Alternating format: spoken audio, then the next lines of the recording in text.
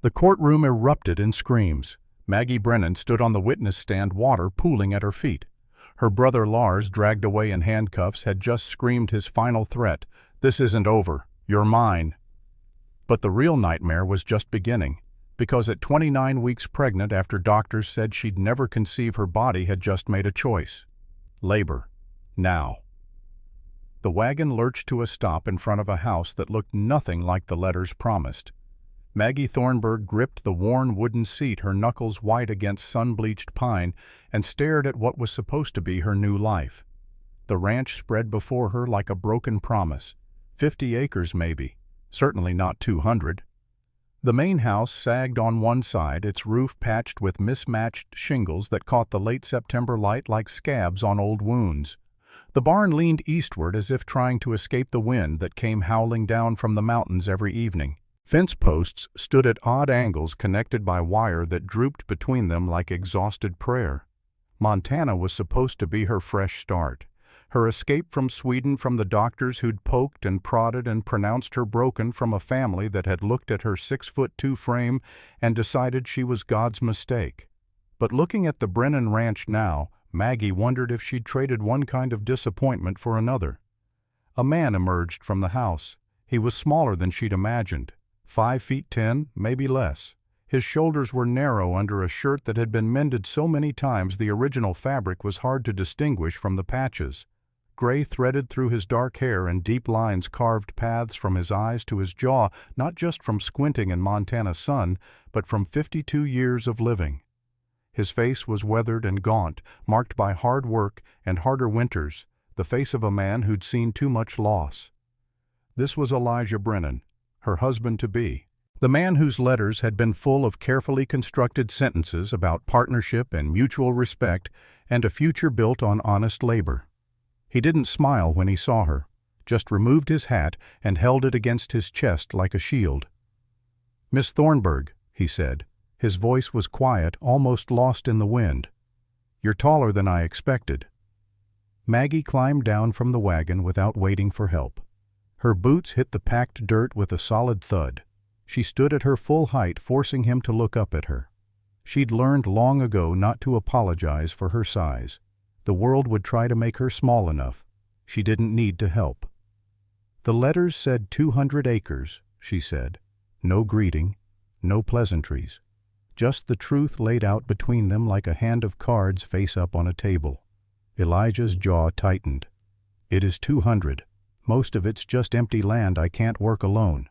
The part you're seeing this here by the house, that's what produces." Produces what? Enough to survive. Barely. At least he was honest. Maggie had traveled 4,000 miles for honesty, for a place where her body wouldn't be examined and found wanting every time she walked into a room. She picked up her single trunk. It wasn't heavy. Everything she owned in the world fit inside one wooden box. "Show me the house," she said. The interior was cleaner than she'd expected, sparse but clean.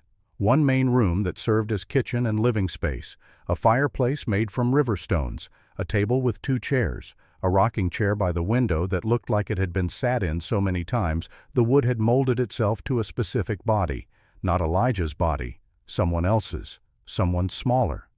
Maggie's eyes found the bedroom door. It stood half open.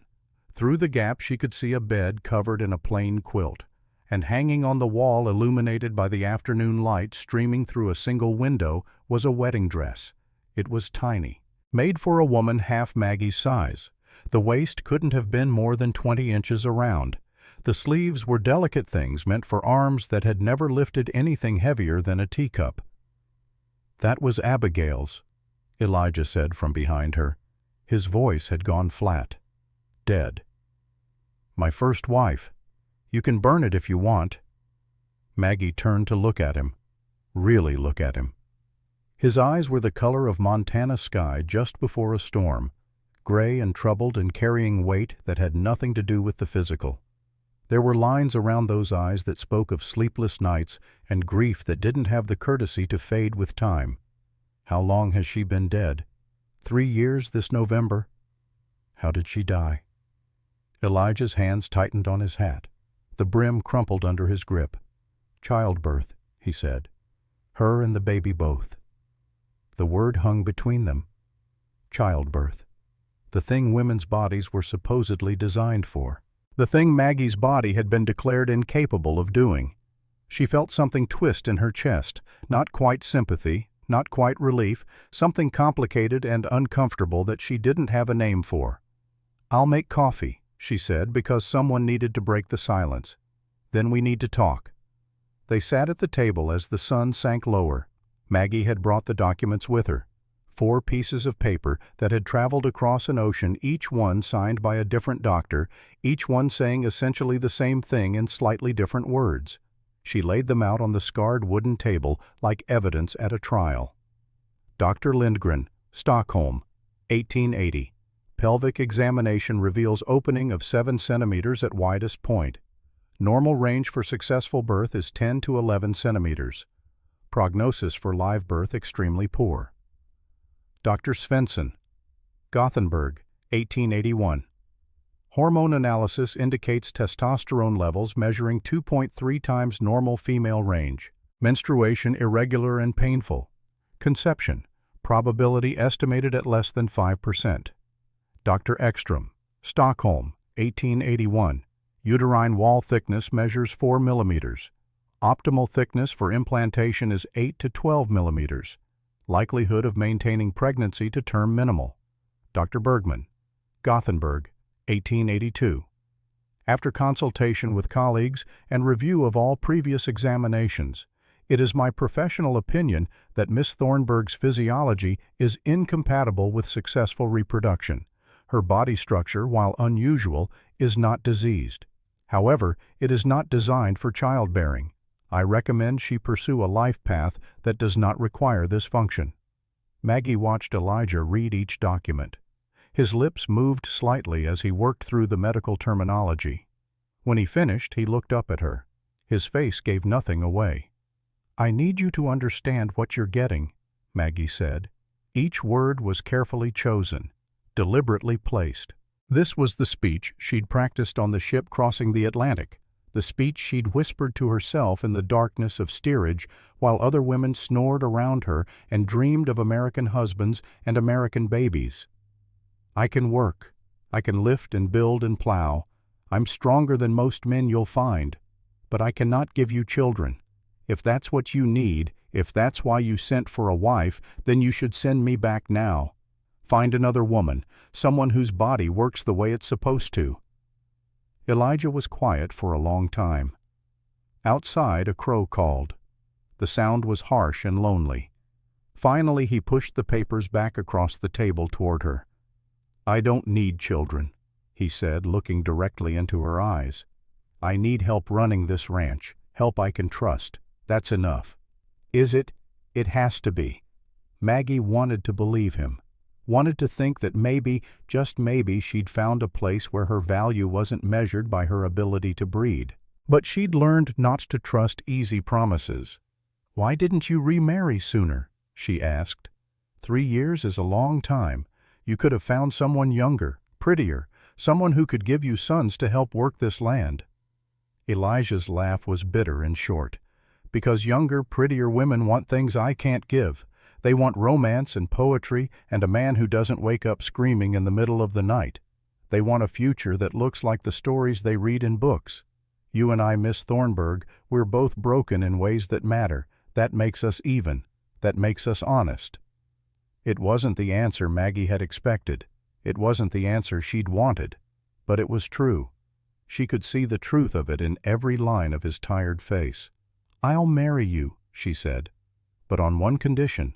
We're partners, equal partners. I'm not your servant. I'm not your property. I work, you work. We split decisions down the middle. And you never, ever lie to me about what you need or want. Honesty is all I'm asking for." Elijah nodded. "I can do that." "Then we have a deal." They were married 3 days later by a traveling preacher who came through once a month. The ceremony lasted 10 minutes. There was no one to witness it except Mrs. Fletcher, who ran the boarding house in town and had known Abigail. The old woman cried through the whole thing. Maggie didn't know if she was crying for joy or sorrow. Maybe both. Maybe something in between that didn't have a simple name. That night Maggie lay in the bed that had been Abigail's and stared at the ceiling. Elijah had taken a bedroll to the barn without being asked. They'd agreed on a marriage of partnership, not passion. Her body was her own. She'd made that clear, and so far he'd respected it. But lying there in the darkness, surrounded by the ghost of a woman who'd been everything Maggie wasn't, delicate and small and capable of bearing children, Maggie felt the old familiar ache settle in her chest. The ache that said she wasn't enough, would never be enough, was built wrong from the beginning. She closed her eyes and let herself remember Sweden. The memory came unwanted, but inevitable, like water finding cracks in stone. Gothenburg. 2 years ago. Winter so cold the harbor had frozen solid, and ships sat locked in ice like toys in glass. Maggie had been 26 years old and still living in her father's house because no man would have her. Her father was a fisherman, a hard man made harder by a life spent fighting the sea for every krona. He came home smelling of salt and fish guts and cheap aquavit. On the good days he ignored her. On the bad days he looked at her with something like disgust. "You're not a daughter," he'd said once, drunk enough to be honest. "You're a mistake, God's joke, too big to be a woman, too weak to be a man, useless." Her mother had said nothing, just turned away and stirred the pot on the stove. Maggie had learned early that her mother's silence was its own kind of cruelty, passive and persistent and impossible to fight against. Her sister Ingrid had 3 children by then. 3 perfect blonde babies who looked like they'd been painted by an artist commissioned to depict ideal Swedish childhood. Ingrid had gotten married at 19 to a shop clerk who treated her like expensive porcelain. She'd never lifted anything heavier than a teapot. Her waist stayed small enough for her husband to span with his hands. "Maybe it's better this way," Ingrid had whispered to Maggie once after a family dinner where their mother had made pointed comments about grandchildren and duty. "You wouldn't survive childbirth anyway. Your body wasn't made for it. The doctors all said so. At least this way you get to live. At least this way you get to live." As if living without children wasn't really living at all. As if Maggie should be grateful for her broken body because it meant she'd avoid the thing that had killed so many women. Grateful to be incomplete. The final doctor's visit had been Dr. Bergman, an old man with kind eyes and cruel honesty. He'd examined her one last time had her mother and father called into his office afterward. Maggie had sat there while he explained in careful medical terms why she would never be a proper woman, why her hormone levels were wrong, why her pelvis was too narrow, why her uterus was too thin-walled, why conception was nearly impossible and carrying to term even less likely.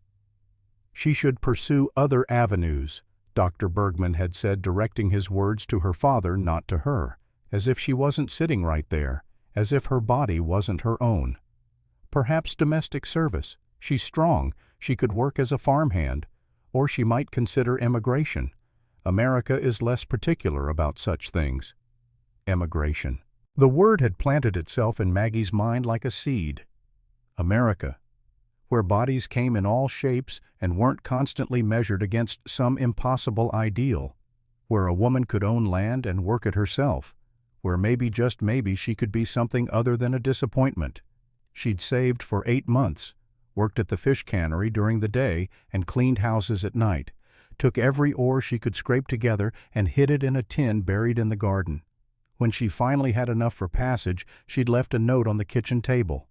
Nothing sentimental, just facts. "I'm going to America. Don't look for me. Margaret."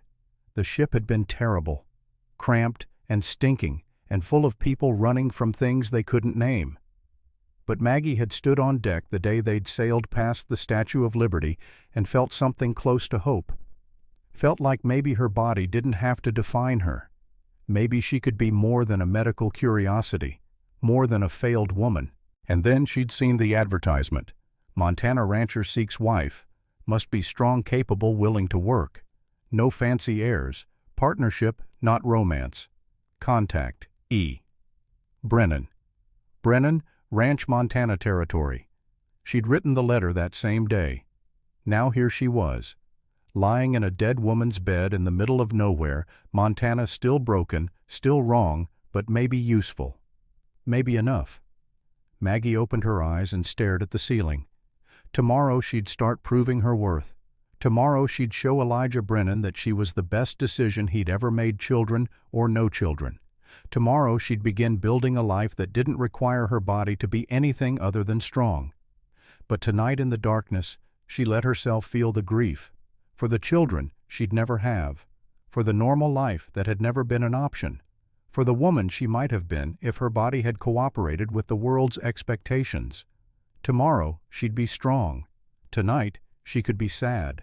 3 months later, everything changed. February brought more than just melting snow. It brought the sickness. Morning sickness that lasted all day, making Maggie retch into buckets while Eli held her hair back and asked no questions. It brought the missed cycle, not unusual for her. The doctors had said her body didn't work that way. But 3 cycles missed. That was different. And it brought the knowing. The way her breasts ached. The way her body felt different in ways she couldn't name. The impossible possibility growing inside her, despite what 4 doctors had sworn could never happen.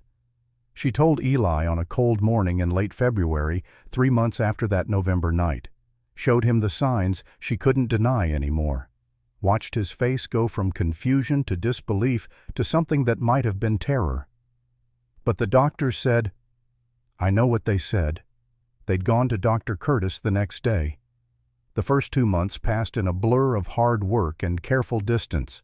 Maggie threw herself into ranch life with the kind of desperate energy that came from needing to prove something. She was up before dawn every morning, boots on, and ready to work before Elijah had even started the coffee. She learned the rhythms of the ranch quickly. The cattle needed feeding and watering. The fences needed constant repair. The barn roof leaked in 3 places. The well pump had to be primed twice before it would give water. The chickens were mean and had to be approached with caution. Maggie discovered she was good at this kind of work. Better than good. Her body, the body that had failed at being properly female, excelled at being a ranch hand. She could lift hay bales that would have required 2 men to move. She could sink fence posts without assistance. She could wrestle a stubborn cow into submission through sheer force of will and superior leverage. 2 weeks in, Elijah had hired a man from town to help with harvest. The man, called Dutch, though that probably wasn't his real name, had taken one look at Maggie hauling a 100-pound sack of grain and laughed. Brennan, Dutch had said, you didn't hire a wife. You hired the best ranch hand in Montana, and she cooks for you too. Elijah hadn't laughed, but Maggie had seen something flicker across his face, something that might have been pride, or relief, or the beginning of respect. By week 5, they'd fallen into an easy partnership. Elijah stopped treating her like a guest in the house, started asking her opinion on which cattle to sell, whether to plant winter wheat, how to repair the barn roof most efficiently. And Maggie, who'd spent her entire life being talked over and talked around, found herself being listened to, being valued for her mind as much as her strength. It was intoxicating, dangerous. It made her forget sometimes why she was really here. Made her forget that this was a business arrangement, not a real marriage. Made her forget that the distance between them was protection, not punishment.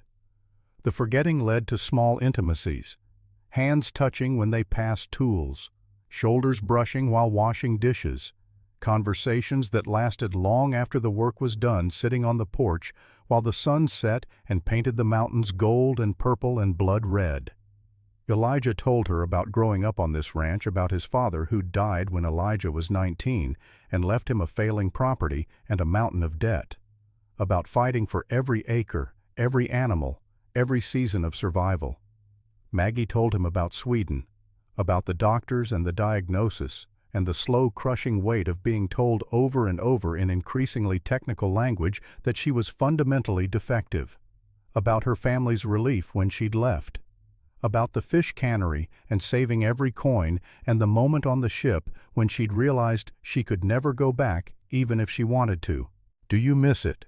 Elijah asked one evening in mid-October.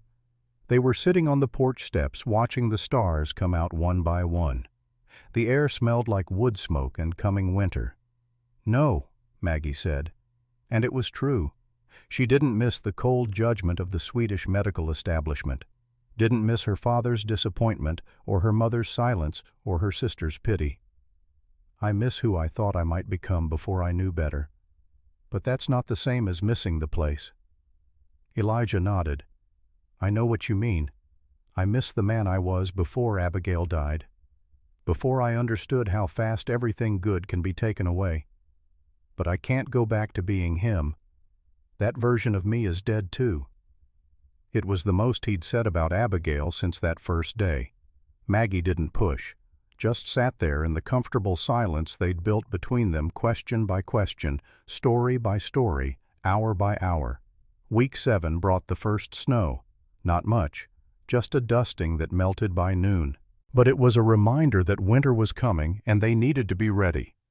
Elijah decided they should make a trip to town before the roads became impassable. Stock up on supplies. Flour and sugar and coffee, salt for preserving meat, oil for the lamps, all the things they'd need to survive until spring. The trip took all day. Town was 15 miles away, and the wagon was slow. They arrived in late afternoon when the sun was already starting to sink. Maggie waited outside the general store while Elijah conducted business. She wasn't used to towns anymore, wasn't used to people staring. But stare they did. Every person who walked past looked at her. The women with curiosity, the men with something between confusion and alarm. She was too tall, too broad, too everything that women weren't supposed to be. Mrs. Fletcher emerged from the boarding house across the street. The old woman who'd witnessed their wedding. She crossed over to where Maggie stood, her face wrinkled into a smile. "Mrs. Brennan," she said, "how are you settling in?" "Well enough, thank you. Eli treating you right. He's keeping his end of our agreement." Mrs. Fletcher studied her with sharp eyes that missed nothing. "That's a careful way of putting it, but I suppose careful is good, better than foolish." She paused. "You know Abigail and I were close. She was like a daughter to me. When she died I thought Eli would die too. Grief like that can kill a man as sure as any bullet." Maggie didn't know what to say. What was she supposed to do with this information? Sympathize, reassure. She'd never met Abigail, couldn't compete with the memory of a dead woman. "He's asked me to take him to her grave," Maggie said finally. "I think he wants me to understand what happened." "Good," Mrs. Fletcher said firmly. "You should know, you should see. Can't move forward without acknowledging the past." The next day Elijah kept his unspoken promise. They rode out to the small cemetery on the eastern edge of the property. It sat on a hill overlooking the valley. 6 graves total. Elijah's parents, his grandparents, and in the corner 2 smaller stones. Abigail Marie Brennan, born 1855, died 1879, aged 24. Beloved wife. Next to it, an even smaller marker. Baby Brennan, born November 17, 1879. Died November 17, 1879. Lived 12 minutes. Maggie stared at the dates. Did the math. Abigail had been just 24, younger than Maggie was now, and the baby had lived for 12 minutes. 12 minutes of struggling to breathe in a body that wasn't ready for the world. 12 minutes for Elijah to hold his child and watch it die. She was tiny, Elijah said quietly. 5 feet tall, 90 pounds, soaking wet. The doctor said her hips were too narrow, that she shouldn't try to have children, but she wanted them so badly. Wanted to give me sons to help work the ranch. Wanted to fill the house with noise and life. He knelt down and pulled a few weeds that had grown around the base of the stone. I married her anyway, knowing the risks, telling myself it would be fine, that doctors were too cautious, that love was enough. "It wasn't your fault," Maggie said. The words felt inadequate, hollow. "Yes, it was." Elijah stood up, brushing dirt from his knees. "I knew the risks, and I took them anyway. Told myself we'd be the exception, that somehow we'd beat the odds. And then I watched her scream for 19 hours, watched her beg me to let her die, watched the baby turn blue in my hands because his lungs weren't strong enough." He looked at Maggie. His eyes were dry but devastated. "I killed them both through arrogance and hope, through believing that wanting something badly enough could make it true. Maggie understood then why he'd agreed to marry her, why he'd accepted without argument that she couldn't have children. He wasn't looking for another chance at fatherhood. He was looking for safety, for a marriage that couldn't possibly repeat his worst nightmare. She was perfect for him precisely because she was broken. It should have made her angry, should have felt like she was being used. But instead Maggie felt a strange kind of relief. They were both damaged goods, both trying to build lives from the wreckage of their limitations. Maybe that was enough. Maybe that was more honest than whatever passed for normal marriage. "I'm glad you told me," she said. "Are you?" "Yes, because now I understand what we're both running from." They rode back to the ranch in silence. But it was a different kind of silence than before. Less careful, more settled. The silence of two people who'd shown each other their scars and decided to stop pretending they weren't there. November 17th approached like a storm on the horizon. Maggie marked it on the calendar in the kitchen. 3 years since Abigail and the baby had died. 3 years since Elijah had buried his hopes on that hillside. She didn't know how to help him through it, didn't know if he wanted help at all, so she just tried to be present, to keep working, to keep things normal. But normal shattered at 10 o'clock on the night of November 17th. Maggie woke to the sound of someone moving around outside. She pulled on her robe and went to investigate. Found Elijah in the barn sitting in the hay with a half-empty bottle of whiskey beside him. His eyes were red and unfocused. He looked up when she entered but didn't seem surprised to see her. 3 years, he said. His words slurred together at the edges. 3 years and I can still hear her screaming. Can still see the doctor's face when he realized there was nothing he could do. Can still feel the weight of that baby in my hands, so light, too light, like he was made of paper instead of bone. Maggie sat down beside him. Didn't say anything. Sometimes there were no words big enough for grief. "I dream about it," Elijah continued. "Dream that I'm back in that room, and this time I know what's coming. This time I can stop it. Tell her no. We're not having children, your life matters more. But in the dream I can't speak, can't move, can only watch it happen again, watch her die, watch him die, watch myself fail them both." "You didn't fail them," Maggie said softly. "I did. I married her knowing she was fragile, knowing the doctor had warned us. I married her anyway because I was selfish. Because I wanted a wife and sons and a future that looked like what I'd been told it should look like." He took another drink from the bottle. "I'm a killer, Maggie. I killed my wife and son through arrogance, and some days I think I should have been buried on that hill with them." Maggie's chest tightened. This was grief talking. Alcohol and anniversary conspiring to drag him down into dark water. She understood dark water, had spent enough time drowning in her own. "You're not a killer," she said firmly. "You're a man who made a choice based on hope. That's not a crime. That's being human." Elijah looked at her, really looked at her. His eyes were devastated. "I can't be alone tonight. I just can't. The memories are too loud and the house is too empty, and I feel like I'm dying." Something shifted in the air between them. Maggie felt it, a boundary approaching, a line they'd been careful not to cross for 2 months. She knew what he was asking without him having to say it explicitly, and she knew what she should say, should maintain the distance, should remind him of their agreement, should keep this partnership professional and safe. But looking at his broken face, at the grief pouring out of him like blood from a wound, she found herself hesitating. "Eli," she said carefully, "we agreed this was a partnership, not that kind of marriage." "I know what we agreed." His voice was rough, desperate. "But the doctor said you can't conceive. You told me yourself. 4 doctors, medical certainty. So it's safe. Nothing will come of it. I just need to not feel dead for a few hours. I need to remember what it's like to be human. Please." Maggie's mind raced. He was right.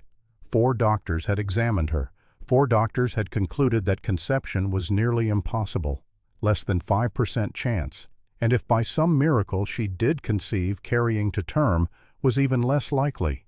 The medical evidence was clear, comprehensive. Her body didn't work that way, and he was in so much pain. Pain she recognized.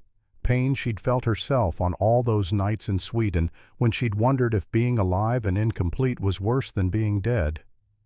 "Just tonight," she heard herself say. The words came out before she could stop them. "And tomorrow we go back to the agreement, back to partners." "Just tonight," Elijah agreed. Maggie took his hand and helped him stand, led him out of the barn across the yard into the house, into the bedroom that had been Abigail's and was now hers. Tomorrow they would remember their boundaries. Tomorrow they would go back to the careful distance they'd maintained. But tonight, just for tonight, they would offer each other comfort in the only way humans knew how, when words ran out and grief became too heavy to carry alone. Tomorrow would be different. Tomorrow never came the way people expected it to. 3 o'clock in the morning. The kind of dark that made a man question whether the sun would ever rise again. Eli stood in the barn doorway, rifle in one hand, saddlebag in the other, and found himself staring down the barrel of Sheriff Miller's Colt revolver. 2 deputies flanked the lawman, their own weapons drawn but uncertain. And behind them, barely visible in the lantern light, stood Lars Thornburg. His left hand, the ruined one, hung at his side wrapped in black leather. His right held a folded document. Even in shadow, Eli could see the smile on the man's face. The smile of someone who believed he'd already won. "Mr. Brennan," Sheriff Miller said, his voice carrying the weight of a man who didn't want to be there but had run out of choices. "Step aside. Miss Thornburg is coming with us." "Mrs. Brennan," Eli corrected, not moving. His thumb found the hammer of the rifle. Didn't cock it, not yet. "She's my wife, legal and proper. You've got no jurisdiction here." The sheriff pulled a paper from his coat. "I've got Swedish legal documents saying otherwise. Certificate of lunacy signed by a physician in Stockholm. Says Miss Margaret Thornburg is mentally incompetent and dangerous. Her brother here," he gestured to Lars, "is her legal guardian. He's got the right to take her back for proper care." "She's not lunatic," Eli said. "She's sound as any woman I've known." "She attacked me," Lars said, his voice smooth as oil and twice as slick. His accent was thick, but his English was practiced. He stepped forward into the light, and Eli saw the twisted fingers of his left hand clearly now. 3 fingers frozen in a claw, the others missing entirely. "Without provocation. Without reason. I only want to help her." "Help?" Eli's grip on the rifle tightened. "That what you call it?" Behind him, inside the house, he could hear movement. Maggie awake. He'd told her to stay hidden, but he knew she wouldn't. Knew she'd come out because that's who she was, stubborn and proud and unwilling to let others fight her battles. "Mr. Brennan," Sheriff Miller said again, and there was something close to apology in his tone. "I don't want trouble, but I've got legal papers here. Swedish law may not be American law, but this certificate carries weight. Now you can let us talk to your wife peaceful-like, or we can do this the hard way." The door to the house opened. Maggie stood in the threshold wrapped in one of Eli's coats, her belly visible even in the dim light. She looked at Lars, and Eli saw something flash across her face, not fear exactly, though that was there too. Something deeper, older, the look of prey that had once escaped the trap and now saw the steel jaws opening again. "Margaret," Lars said, and his voice went soft, almost kind. "Little sister, it's time to come home." "I am home." Her voice didn't shake. Eli felt something fierce and proud bloom in his chest. "No." Lars took another step forward. One of the deputies moved with him. "You're confused. The baby." He gestured at her belly with his good hand. "It's affected your mind, made you think things that aren't true. But I forgive you. Family forgives." "You're not my family." Maggie walked forward past Eli until she stood 5 feet from her brother. She was taller than him by inches, taller than all of them except Eli. "You stopped being my family the night you came to my room." Silence fell like a stone into deep water. Sheriff Miller looked between them, his expression shifting. "Ma'am," he said carefully, "are you saying—" "I'm saying," Maggie cut him off, "that this man is not here out of concern. He's here because I fought back, Because I cut his hand when he tried to force himself on me, because I ran rather than let him destroy me, and I will not," her voice rose clear and strong, "I will not go back with him." Lars's face went still. The deputies shifted uncomfortably. Sheriff Miller's hand lowered slightly, though his gun remained drawn. "She's lying," Lars said, but his voice had lost its smoothness. "You can see she's not well, making accusations. The pregnancy has—" "I am not lying." Maggie stepped closer to Lars, close enough that Eli tensed, ready to intervene. "And I am not insane.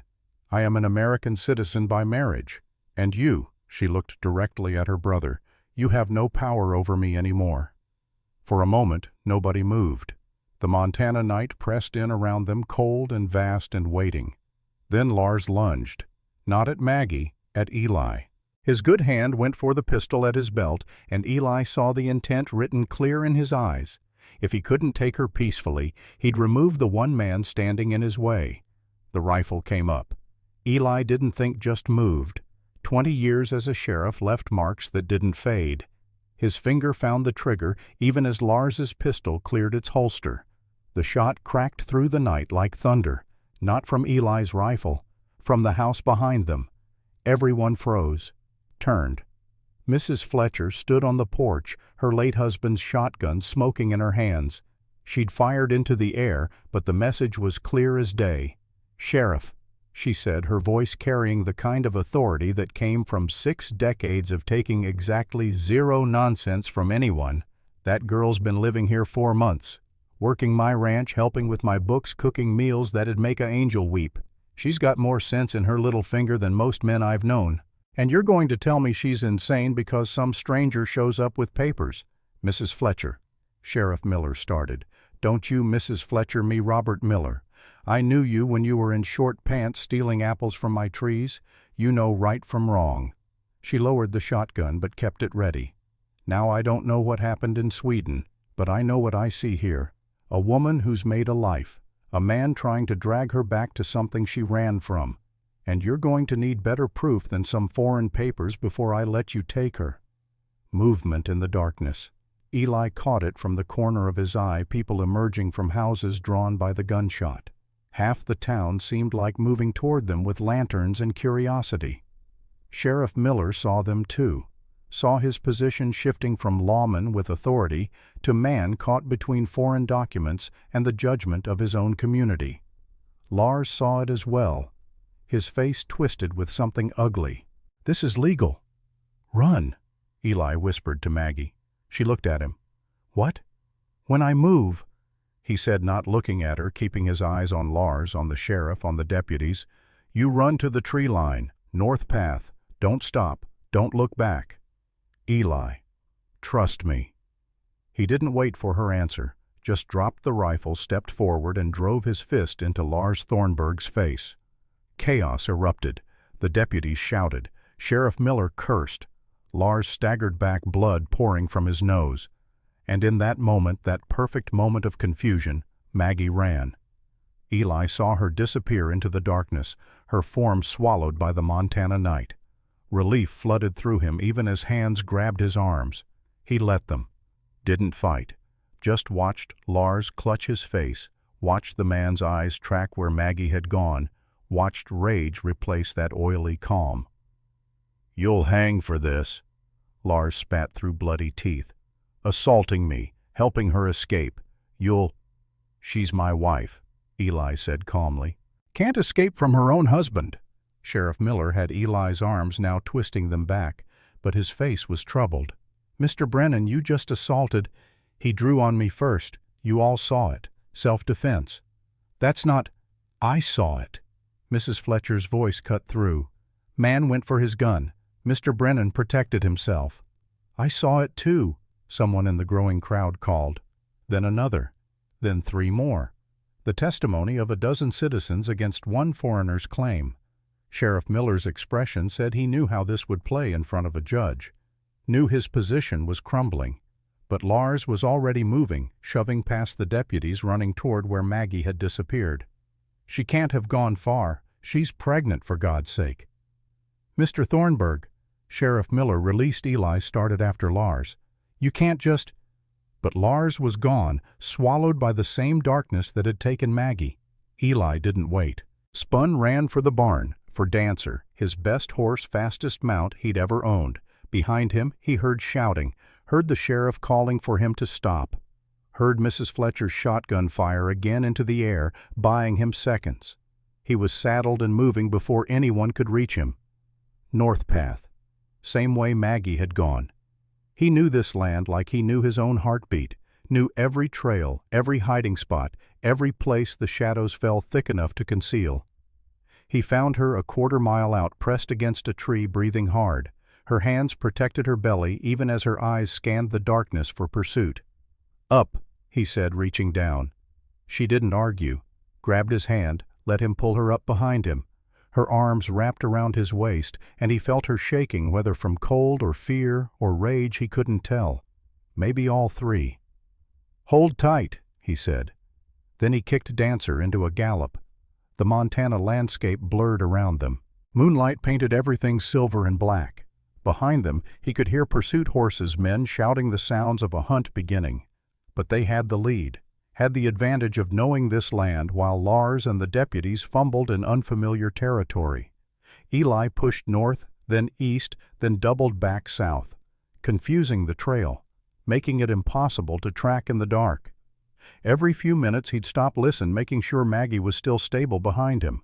She never complained, never asked to slow down, just held on with that same stubborn strength that had made him fall for her in the first place. "There's a river," he said after an hour of hard riding. "We cross it, they lose the scent. Can't track through water." "Will they follow?" "Lars will. Law might not. Depends on how much the sheriff believes those papers." Her arms tightened around him. "I'm sorry." "Don't." His voice came harder than he meant, softened it. "Don't apologize for surviving." They reached the river as the first gray light of false dawn touched the eastern sky. The water ran high and fast, fed by mountain snowmelt. Dangerous to cross even in daylight. In the dark, near suicidal. Eli didn't hesitate. Guided Dancer into the current. The cold hit like a fist. Water surged around them, trying to pull them downstream. Dancer whinnied, fighting against the flow, and Eli felt Maggie's grip shift, felt her start to slide. "Hold on." He reached back, caught her arm, held her against him, even as the current battered them. The river wanted them, wanted to drag them down into the black and never let go, but Dancer was strong, and Eli was stubborn, and Maggie held on with everything she had. They emerged on the far bank, gasping and shaking, water streaming from their clothes. Eli slid down, helped Maggie dismount, and immediately started checking her. "Are you hurt, the baby?" "Still moving," she said through chattering teeth. "I can feel it. Strong. Angry maybe, but alive." Relief made his knees weak. He pulled her close, wrapped his coat around both of them, sharing what little warmth remained. Behind them across the river he could see lights, lanterns. The pursuit had reached the bank, but they weren't crossing, not in this current, not in the dark. "We've got until dawn," Eli said. "Maybe less. There's a cave system about 2 miles east. We can hole up there, wait them out. They'll keep looking. Let them." They found the caves just as true dawn broke across the mountains. Deep, dry, hidden behind a fall of boulders that made them near invisible unless you knew exactly where to look.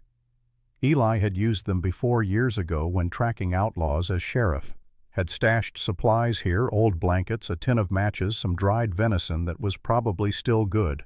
He got Maggie inside, wrapped her in every blanket he could find, and built a small fire at the cave entrance where the smoke would dissipate against the rocks. She sat close to the flames, shaking less, now her hands wrapped around her belly. "Tell me," he said quietly, sitting beside her, not touching, just present. "Tell me what he did." She was quiet for so long he thought she wouldn't answer. Then, "I was 16, he was 24, our parents, they didn't see, didn't want to see, important family, good name, and I was—" She gestured at herself.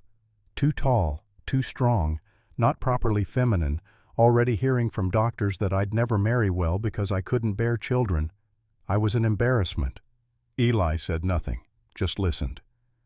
He started coming to my room at night, said he was teaching me, preparing me, that no man would want me, so I should be grateful for his attention. Her voice stayed flat, factual, like she was reciting someone else's story.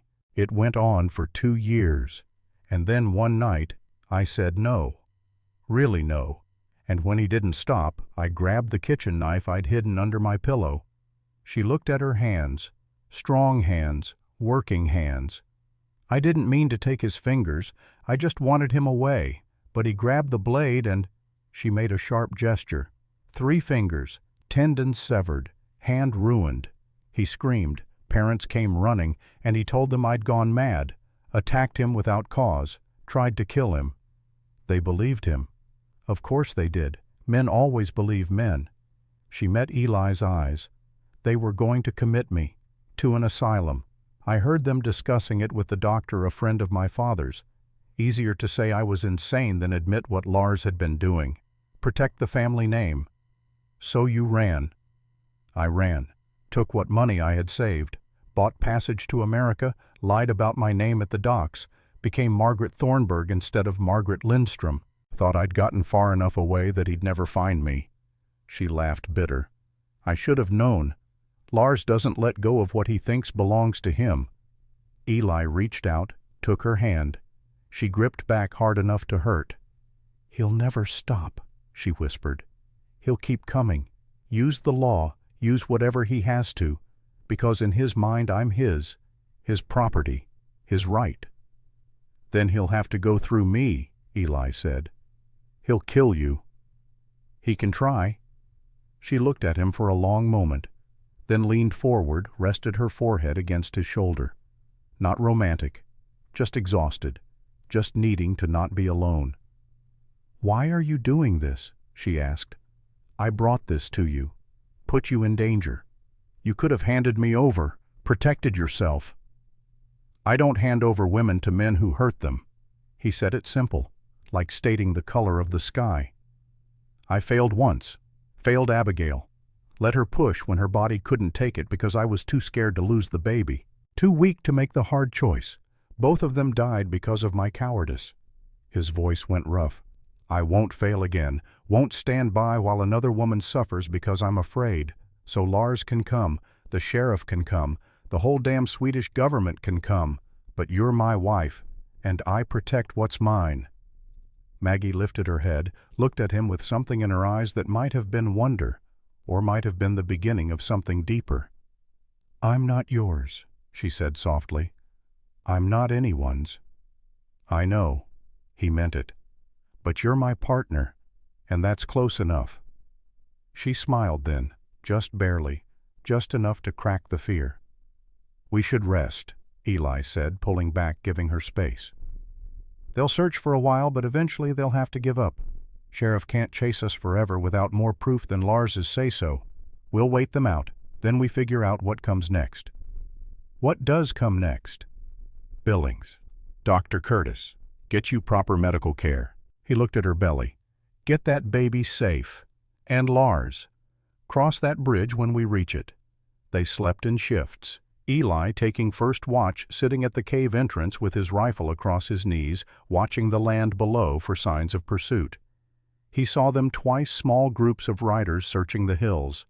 But they never came close to the caves, never looked up. By afternoon the searchers had moved on. Maggie slept through most of it, her body demanding rest that fear had denied her. When she finally woke, the sun was lowering toward the western peaks, painting everything gold and amber. How long? She asked, her voice thick with sleep. 6 hours, maybe 7. She sat up wincing, put a hand to her belly, frowned. What's wrong? Nothing, just quiet. Baby's quiet. Fear spiked through him. When did it last move? Before the river. I felt it then, strong kicks. But since... She pressed harder, trying to provoke a response. Nothing. Maybe it's sleeping. Or maybe the cold, the stress. Eli moved to her side. We need to get you to a doctor. Billings is 3 days away. There's a mining town, closer, maybe 8 hours if we ride steady. They'll have someone who can check you. A mining town doctor. She didn't sound hopeful. Better than nothing. They packed up as twilight fell. Eli helped Maggie onto Dancer, swung up behind her this time so he could support her weight, keep her stable. She leaned back against him, one hand never leaving her belly. "Talk to it," Eli said as they started moving. "Babies can hear. Let it know you're there." So she did. Spoke in Swedish, soft words Eli couldn't understand, but that carried love and fear in equal measure. Sang something that might have been a lullaby. Talked about Montana, about the ranch, about the life they'd build. And halfway through the ride, as full darkness settled, Eli felt her stiffen. "There," she breathed. It moved. Just a flutter, but there it is again. The relief in her voice made something in Eli's chest crack open. Made him realize how much he'd invested in this. Not just in Maggie. In the baby. In the future he'd thought he'd lost when Abigail died. "Strong kid," he said. "Takes after its mother." They reached the mining town Carson's Hollow just after midnight. A rough place, buildings thrown up quick and maintained poorly, full of men who'd come seeking fortune and found only hard labor. The kind of town where the law was whatever the biggest man with the quickest gun said it was. But it had a doctor. Dr. Reynolds, the saloon keeper, told them. Or something like a doctor. Had worked in field hospitals during the war. Drank too much, but his hands were steady enough when needed. They found him in a boarding house above the general store. A man in his 60s with a face like worn leather and eyes that had seen too much suffering. He smelled of whiskey, but when Eli explained the situation, those eyes sharpened. "Bring her in," he said. The examination took 20 minutes. Dr. Reynolds checked Maggie's pulse, listened to the baby's heartbeat through a wooden stethoscope, pressed gentle fingers against her belly. Finally sat back. "You're lucky," he said bluntly. "Baby's heart is strong, no signs of distress. But you're at what, 24 weeks? "About that," Maggie said. "That's early, very early. If this baby comes now, it won't survive. You need complete bed rest, and I mean complete. No riding, no stress, no activity beyond breathing and eating." "For how long?" "Until you're at least 28 weeks. Better would be 32. That gives the baby a fighting chance if labor starts." "That's 6 weeks," Eli said. "Maybe 8. "I'm aware." Dr. Reynolds looked at Maggie. "You've got a choice. You can keep running, keep putting stress on your body, and most likely lose this baby. Or you can stop, right here. Let me manage your care. Give this child a chance." Maggie looked at Eli. He saw the question in her eyes. "Can we stay? Are we safe?" "Lars won't stop looking," Eli said honestly. "He'll find us eventually." "Then we buy time," she said. "Get the baby viable, then we run again if we have to." Dr. Reynolds gestured to a room at the back of his quarters. "Bed's in there. Thin mattress but clean sheets. I've got laudanum if the pain gets bad, but I'd rather not use it with you pregnant. And you." He looked at Eli. "Find work. Boarding house costs money. Food costs money. I'll discount my services, but I can't give them free." Eli nodded. "I'll figure it out." The next 6 weeks existed in a strange kind of suspended time. Maggie spent her days in that narrow room, lying in bed tilted at an angle Dr. Reynolds said would keep pressure off her cervix. Every day he checked her. Every day he listened to the baby's heart. Every day he told her the same thing. "Not yet. Stay down. Stay still." Eli found work wherever he could. Carpentry. Loading wagons. Helping in the saloon. Hard labor that left him exhausted but kept coins in his pocket. Every evening he'd come back to that room bringing food, bringing news of the outside world, bringing his presence. The first week Maggie barely spoke. Depression settled on her like a weight. "I'm useless," she said once. "Just lying here. Burden." "You're growing a person," Eli said. "That's not useless." But he saw it eating at her. Saw the way she stared at the ceiling, trapped in her own body, waiting for time to pass. The second week they started talking. Really talking. About their childhoods. About their failures. About what they hoped for. Eli told her about Abigail, not just how she died, but who she was. Small and bright and full of dreams that pregnancy had slowly crushed. "I loved her," he said, "but I didn't know how to save her. Didn't see that loving someone means protecting them from yourself sometimes, from your own needs and wants." Maggie listened, then told him about Sweden, about being the too tall daughter, the defective one, about the doctor's examinations that felt more like violations, about learning to be small in a body that would never be small. "I thought coming to America would fix it," she said. "Thought I could be someone new, someone whole." "You are whole," Eli said. "You're just different whole than they expected." By the third week she'd stopped apologizing, started making plans instead. When the baby came, what they'd need, how they'd manage the ranch with an infant, whether she'd be strong enough to work again after. "You will," Eli said with certainty. "You're the strongest person I know." "I don't feel strong. Strength isn't never falling down. It's getting back up." The fourth week brought a scare. Maggie woke in the middle of the night with cramping. Not contractions, Dr. Reynolds said after examining her, just Braxton Hicks practice contractions, but close enough to the real thing to terrify them both. "You're at 28 weeks now," Dr. Reynolds said. "That's the edge of viability. Baby might survive if born now. Might not. We need at least 2 more weeks. 4 would be better."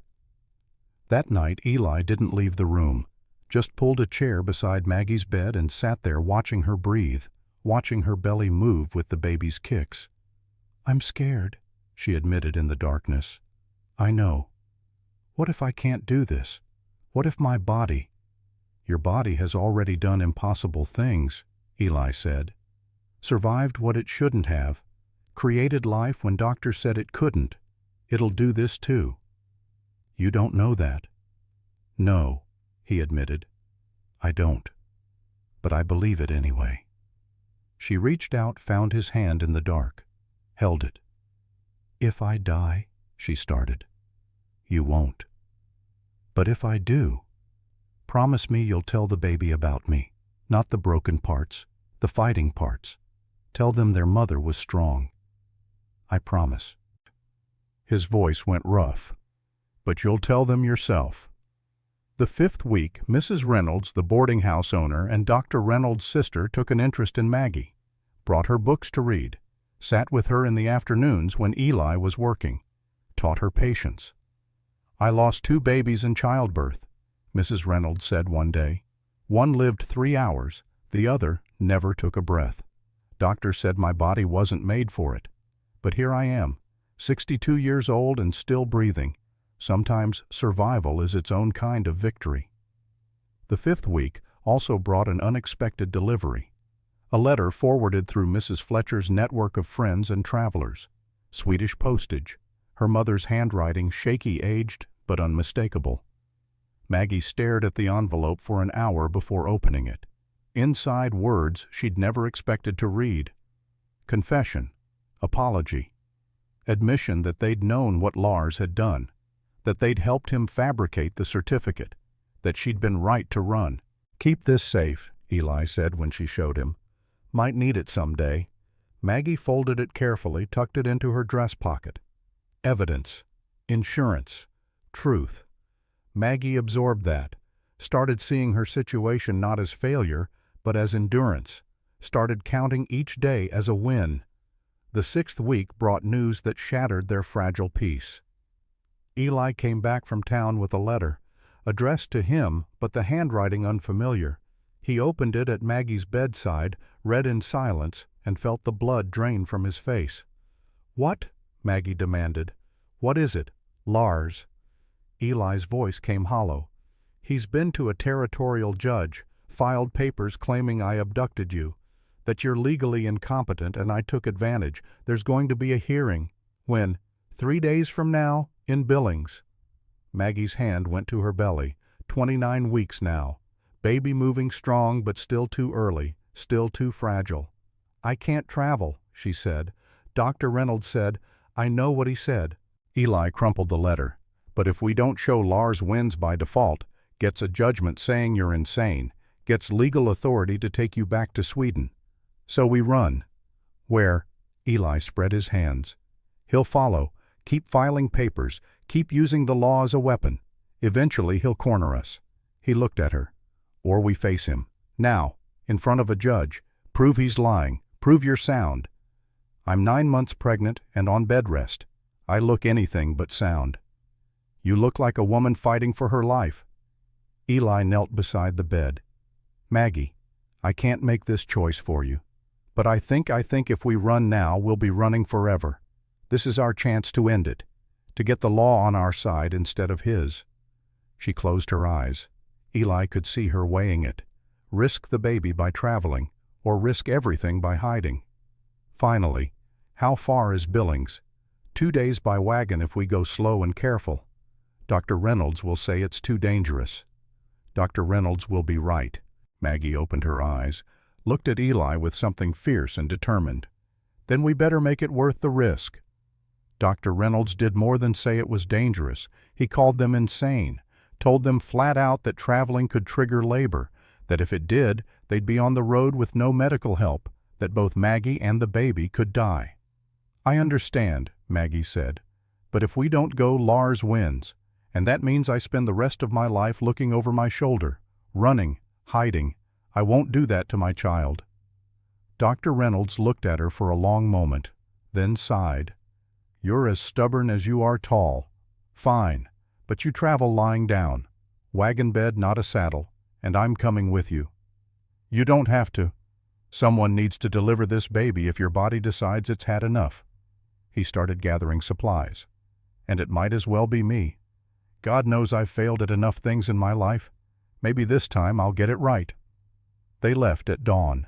Maggie in the wagon bed surrounded by blankets and pillows. Dr. Reynolds beside her with his medical bag. Eli driving, taking every bump slow and careful. The journey was torture. Every mile Eli expected to hear Maggie cry out, expected labor to start, expected to lose everything before they even reached Billings. But Maggie gritted her teeth and endured. Every contraction, and there were several Braxton Hicks that made her gasp, she breathed through. Every pain she swallowed. Talk to me, she said after the first day. Tell me anything, just keep me distracted. So Eli talked, about the ranch, about his years as sheriff, about the time he'd tracked an outlaw through a blizzard and nearly died of exposure, about anything and everything that might keep her mind off the agony of her body. They stopped only when necessary, made camp the first night in a sheltered valley, Dr. Reynolds checking Maggie every hour. 29 weeks and holding, baby still strong, no signs of active labor. You're lucky, Dr. Reynolds said, or blessed, I'm not sure which. Maybe both, Maggie said through gritted teeth. The second day was worse. Contractions came more frequently. Dr. Reynolds started looking worried, started preparing for the possibility that they'd have to stop, that Maggie would deliver right there on the side of the road. But then, just as the sun touched the horizon, they crested a hill and saw Billings spread out before them. Buildings and streets and civilization. The biggest town Maggie had seen since leaving Sweden. And waiting at the courthouse, Lars Thornburg, with a lawyer at his side and that same cold smile on his face. They didn't go to the courthouse. Not immediately. Dr. Curtis met them at the edge of town, warned by telegram Eli had sent ahead and directed them to his office. One look at Maggie and his expression went grim. You shouldn't have traveled, he said, helping ease her from the wagon. I didn't have a choice, Maggie said through clenched teeth. There's always a choice. Sometimes they're just all bad. He got her inside onto his examination table and started checking. Dr. Reynolds hovered nearby comparing notes. After 10 minutes, Dr. Curtis sat back. 29 weeks. Baby's positioned wrong breech. Your cervix is showing signs of strain but not actively dilating. You're right on the edge. Can she attend the hearing? Eli asked. She shouldn't even be upright. Dr. Curtis looked at Maggie. But I suspect you're going anyway. I have to, Maggie said. If I don't show, he wins. If you show and go into labor in a courtroom, you both die. The words hung in the air like a pronouncement of doom.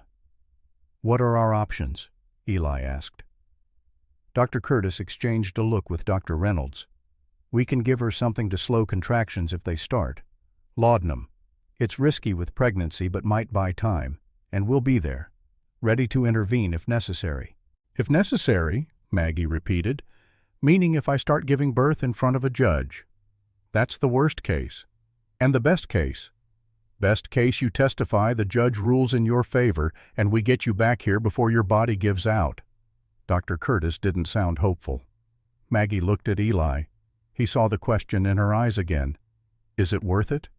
He thought about Lars's smile, about the way the man had pursued them across months and miles, about the certainty that if they ran now, they'd never stop running. "We face him," Eli said. "Together." The hearing was set for the next morning. Territorial Courtroom Judge Harrison presiding. Eli spent the night in a chair beside Maggie's bed in Dr. Curtis's back room, neither of them sleeping. Every time Maggie shifted his hand would go to his rifle, waiting for Lars to try something, waiting for the attack that never came. "He won't come here," Maggie said in the pre-dawn darkness. "He's too smart for that. He'll beat us in court, use the law like he uses everything else. Not if we tell the truth." "The truth?" She laughed bitter. "The truth is, I'm a tall Swedish woman who attacked her brother and ran halfway around the world. The truth is, I'm pregnant by a man old enough to be my father after being told I could never conceive. The truth makes me sound insane." "The truth," Eli said firmly, "is that you survived, that you fought back, that you're the strongest person I've ever known, and that'll come through. You'll make them see it." "I hope you're right." Morning came too fast. Dr. Curtis helped Maggie into the only decent dress she owned, borrowed from Mrs. Fletcher, altered to fit her height and her belly. She looked pale, determined, terrified, beautiful. They walked to the courthouse, walked instead of taking a wagon because Maggie insisted. "I won't be carried in like an invalid," she said. "I'll walk or I won't go at all." So they walked, slowly. Eli on one side, Dr. Curtis on the other, ready to catch her if she faltered. Every step looked like agony. Every breath seemed to cost her. The courtroom was packed. Word had spread the mysterious Swedish woman, the man claiming she was insane, the confrontation that would decide it. Half of Billings had turned out to watch. And there at the prosecutor's table sat Lars Thornburg. His lawyer, a man named Peterson, sharp-eyed and expensive-looking, had papers spread before them. Lars didn't look at Maggie as she entered, just stared straight ahead, that same cold calm radiating from him. Judge Harrison was a stern man in his 60s, gray-bearded and sharp-eyed. He looked at Maggie, at Lars, and at the packed courtroom with equal skepticism. "This is a hearing," he said, his voice carrying, "not a circus. I'll have order or I'll clear the room." "Understood." Murmurs of assent. "Mr. Peterson," Judge Harrison continued, "you claim this woman," he gestured to Maggie, "is legally incompetent and dangerous. Present your evidence." Peterson stood, smooth, practiced. "Your Honor, we have documentation from Sweden. Certificate of lunacy signed by Dr. Eric Lindstrom, a respected physician in Stockholm. It states clearly that Miss Margaret Thornburg exhibits signs of mania delusion and violent behavior." He produced the certificate. Judge Harrison studied it. The certificate details an incident 2 years ago in which Miss Thornburg, without provocation, attacked her brother with a kitchen knife, severed 3 of his fingers, nearly killed him. Peterson gestured to Lars, who held up his ruined hand for the courtroom to see. "Mr. Thornburg, acting as her legal guardian under Swedish law, has spent 2 years searching for his sister. He found her here, married to Mr. Brennan, under what can only be described as suspicious circumstances." "Suspicious how?" Judge Harrison asked. "Miss Thornburg is, according to multiple medical opinions, unable to bear children. Yet she appears to be heavily pregnant. This suggests either the medical documentation is false, which calls into question her entire history, or something else occurred, something that a sound mind would not have consented to." The implication hung in the air, that Eli had taken advantage, that Maggie couldn't have agreed to marriage or intimacy in her right mind. Eli felt rage build in his chest but forced it down. This was expected. This was what Lars would claim. "Mr. Thornburg," Judge Harrison said, "approach the bench." Lars stood, walked forward with that slight limp from his damaged hand. When he spoke, his voice was soft, reasonable, everything Eli knew him not to be. "Your Honor, I only want my sister safe. She is not well. The pregnancy has made her worse. I fear for her life and for the child's. In Sweden she would receive proper care, medical attention, family support." He looked at the judge with what might have passed for sincerity. "I am not the villain here. I am a brother who loves his sister and wants her to survive." Judge Harrison studied him, then looked at Maggie. "Mrs. Brennan, you'll have your chance to respond. But first, are you well enough to testify?" Maggie stood. It took visible effort.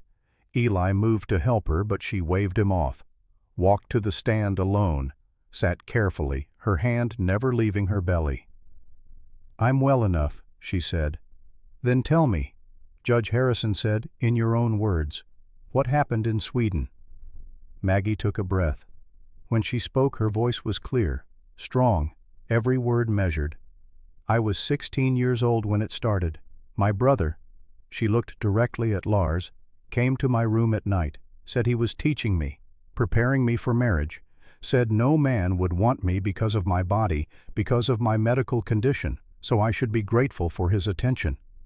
The courtroom went still. "It continued for 2 years. I told no one because I was ashamed, because I thought it was my fault, because he was family and family doesn't hurt family, right?" Her voice took on an edge.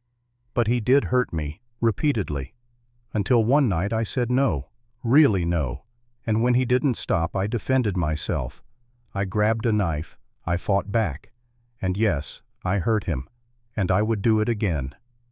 Lars's lawyer started to object, but Judge Harrison held up a hand. "Let her finish." "My parents didn't believe me," Maggie continued. "They believed him. They called me insane, called me a liar. Had a doctor, a friend of my father's, sign papers saying I was mentally unstable. They were going to commit me to an asylum, to bury me there where I couldn't shame the family." She met the judge's eyes. "So I ran. I used every coin I'd saved. I bought passage to America. I changed my name. I started over. And for 2 years I thought I was safe, thought I was free." Her gaze moved to Lars. "But he couldn't let me go, couldn't let me have my own life. Because to him I'm not a person, I'm property, something he owned that dared to escape." "These are serious allegations," Judge Harrison said. "Do you have any proof?" "I have this." Maggie gestured to her belly. 4 doctors in Sweden told me I could never conceive. They examined me, documented it, said my body wasn't capable, and they were wrong. My body did what they said was impossible, just like I survived what they said would kill me." She looked at Lars. "Just like I'll keep surviving no matter how many times you try to drag me back." The silence in the courtroom was absolute. "Mr. Peterson," Judge Harrison said, "your client has the right to respond." Lars stood before his lawyer could stop him. "She's lying, making up stories because she's ashamed of what she did. Your Honor, look at her. She's not right, too tall, too strong, not like a proper woman. The pregnancy has made her delusional." "I am not delusional," Maggie's voice cut through. "I am not insane. I am a woman who fought back against a predator and refused to be a victim. And if that makes me improper, then I'll be improper. But I will not go back with him." Judge Harrison banged his gavel. "Order." But the courtroom was already murmuring. Eli could see the shift, could see people looking at Lars differently, at Maggie differently, the truth of her words ringing louder than any legal document. "Dr. Curtis," Judge Harrison called, "you've examined Mrs. Brennan." Dr. Curtis stood. "Extensively, Your Honor, for 6 months. She shows no signs of mental instability. She's coherent, rational, and fully capable of making her own decisions." "And the pregnancy?" High risk due to her pelvic structure. But possible. Medical impossibilities happen. This is one of them. Judge Harrison leaned back in his chair, studied the papers before him, looked at Lars, then at Maggie, then at the certificate from Sweden. "Mr. Peterson," he said slowly, "this certificate. It's dated March 1881. That's correct, Your Honor. And Mr. Thornburg claims he's been searching for his sister for 2 years. That would put the start of his search at March 1881. Yes, Your Honor. But this certificate," Judge Harrison held it up, "states that Miss Thornburg was institutionalized in April 1881, 1 month after it was signed. Yet Mr. Thornburg claims she ran before institutionalization. The timeline doesn't match." Peterson's face paled slightly. "That's likely a clerical error." "It's a lie," Maggie said. "The certificate was forged, created after I left to justify searching for me." "You can't prove that," Lars said, his calm finally cracking. "Can't I?" Maggie pulled something from her dress pocket. A letter. Old creased, addressed to her in Swedish. "This is from my mother, dated 6 months ago. She sent it to me through a friend. In it, she admits what you did, admits they knew, admits they helped you create those papers to get me back." She handed it to Judge Harrison. He read in silence, his expression darkening. "This letter," he said slowly, "states that your family conspired to falsify legal documents, that they knew of your brother's actions, and that they helped him pursue you." "Yes, Your Honor." Judge Harrison looked at Lars, really looked at him. And Eli saw the moment the judge's opinion shifted, saw belief die and suspicion bloom. "Mr. Thornburg," Judge Harrison said, "why did you wait 2 years to find your sister if her condition was so urgent?" Lars hesitated. "I was recovering from my injury, which she gave you in self-defense. That's what she claims, and which this letter corroborates." Judge Harrison set the certificate down. "Mr. Peterson, your documentation appears fraudulent. Your client's timeline is inconsistent, and Mrs. Brennan's testimony is supported by medical professionals and written evidence. I'm ruling in favor of Mrs. Brennan." Relief flooded through Eli so hard he nearly staggered. "Furthermore," Judge Harrison continued, "I'm issuing a restraining order. Mr. Thornburg, you are barred from any contact with Mrs. Brennan. If you approach her, harass her, or attempt to interfere with her life in any way, you will be arrested and prosecuted. Do you understand?" Lars's face twisted with rage. "This is not legal. She is insane. She needs—" "What she needs," Judge Harrison said coldly, "is to be free of you. Bailiff, escort Mr. Thornburg from my courtroom. If he resists, arrest him." Lars lunged, not toward the judge, toward Maggie. Eli moved without thinking, intercepted Lars halfway, drove him back with a shoulder to the chest. They crashed into the prosecutor's table, papers flying. "She's mine!" Lars screamed, his face contorted with fury. "She belongs to me! You can't take her!" The bailiff grabbed Lars, wrestled him back, but Lars kept screaming, kept fighting. It took 3 men to drag him out, his voice echoing through the courthouse. "This isn't over, Margaret. You hear me? This isn't over." Then he was gone, and silence fell. Maggie sat on the witness stand shaking, not from fear, from relief, from the weight of 2 years lifting all at once. Judge Harrison looked at her with something close to compassion. "Mrs. Brennan, you're free. Legally. Completely. Your marriage is recognized. Your brother has no claim on you. Go live your life." She nodded, unable to speak. Eli helped her down from the stand. She leaned on him heavily, and he realized she was crying, silent tears streaming down her face. "It's over," he said quietly. "It's done." "Is it?" She looked toward the door Lars had been dragged through. "He said it's not over. He doesn't get a say anymore." They made it 3 steps toward the door before Maggie gasped. Eli felt wetness, looked down, saw liquid pooling at Maggie's feet. Her water had broken. "Eli," she whispered, and he heard the fear in her voice, raw and absolute. "It's too soon. It's too—" She doubled over as the first contraction hit. Dr. Curtis was moving before Eli could call out. "Get her to my office, now." They half-carried Maggie out of the courthouse. People scattered, making way. Someone ran ahead to warn Dr. Curtis's assistant. The 3 blocks to his office felt like 3 miles.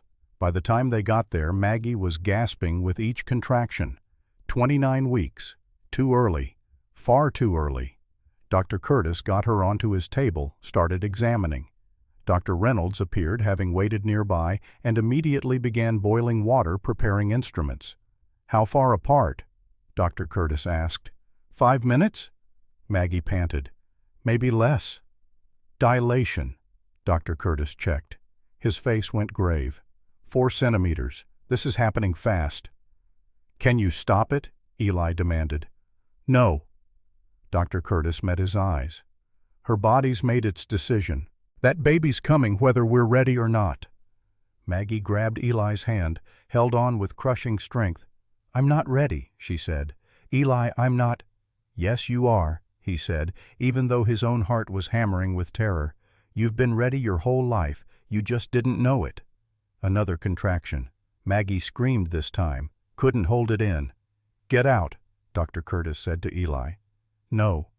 Eli didn't move. "I stay." "Mr. Brennan." "I said I stay." He looked at the doctor. "I left once, when Abigail needed me. Walked out of the room because I couldn't watch. And she died alone. I won't do that again." Dr. Curtis studied him, then nodded. "Fine, but don't get in my way." The next 12 hours blurred into a nightmare of pain and fear and waiting. Maggie's labor was hard, brutal, her body fighting itself, trying to deliver a baby it wasn't fully ready to release. Contractions came like waves, relentless crushing, giving no mercy. "Something's wrong, doctor," Curtis said after hour 4. "She's not progressing, still at 6 centimeters. "Why?" Eli asked, though he wasn't sure he wanted to know. "Her pelvis, too narrow. Baby can't descend properly." Dr. Curtis's face was grim. "We might have to cut her."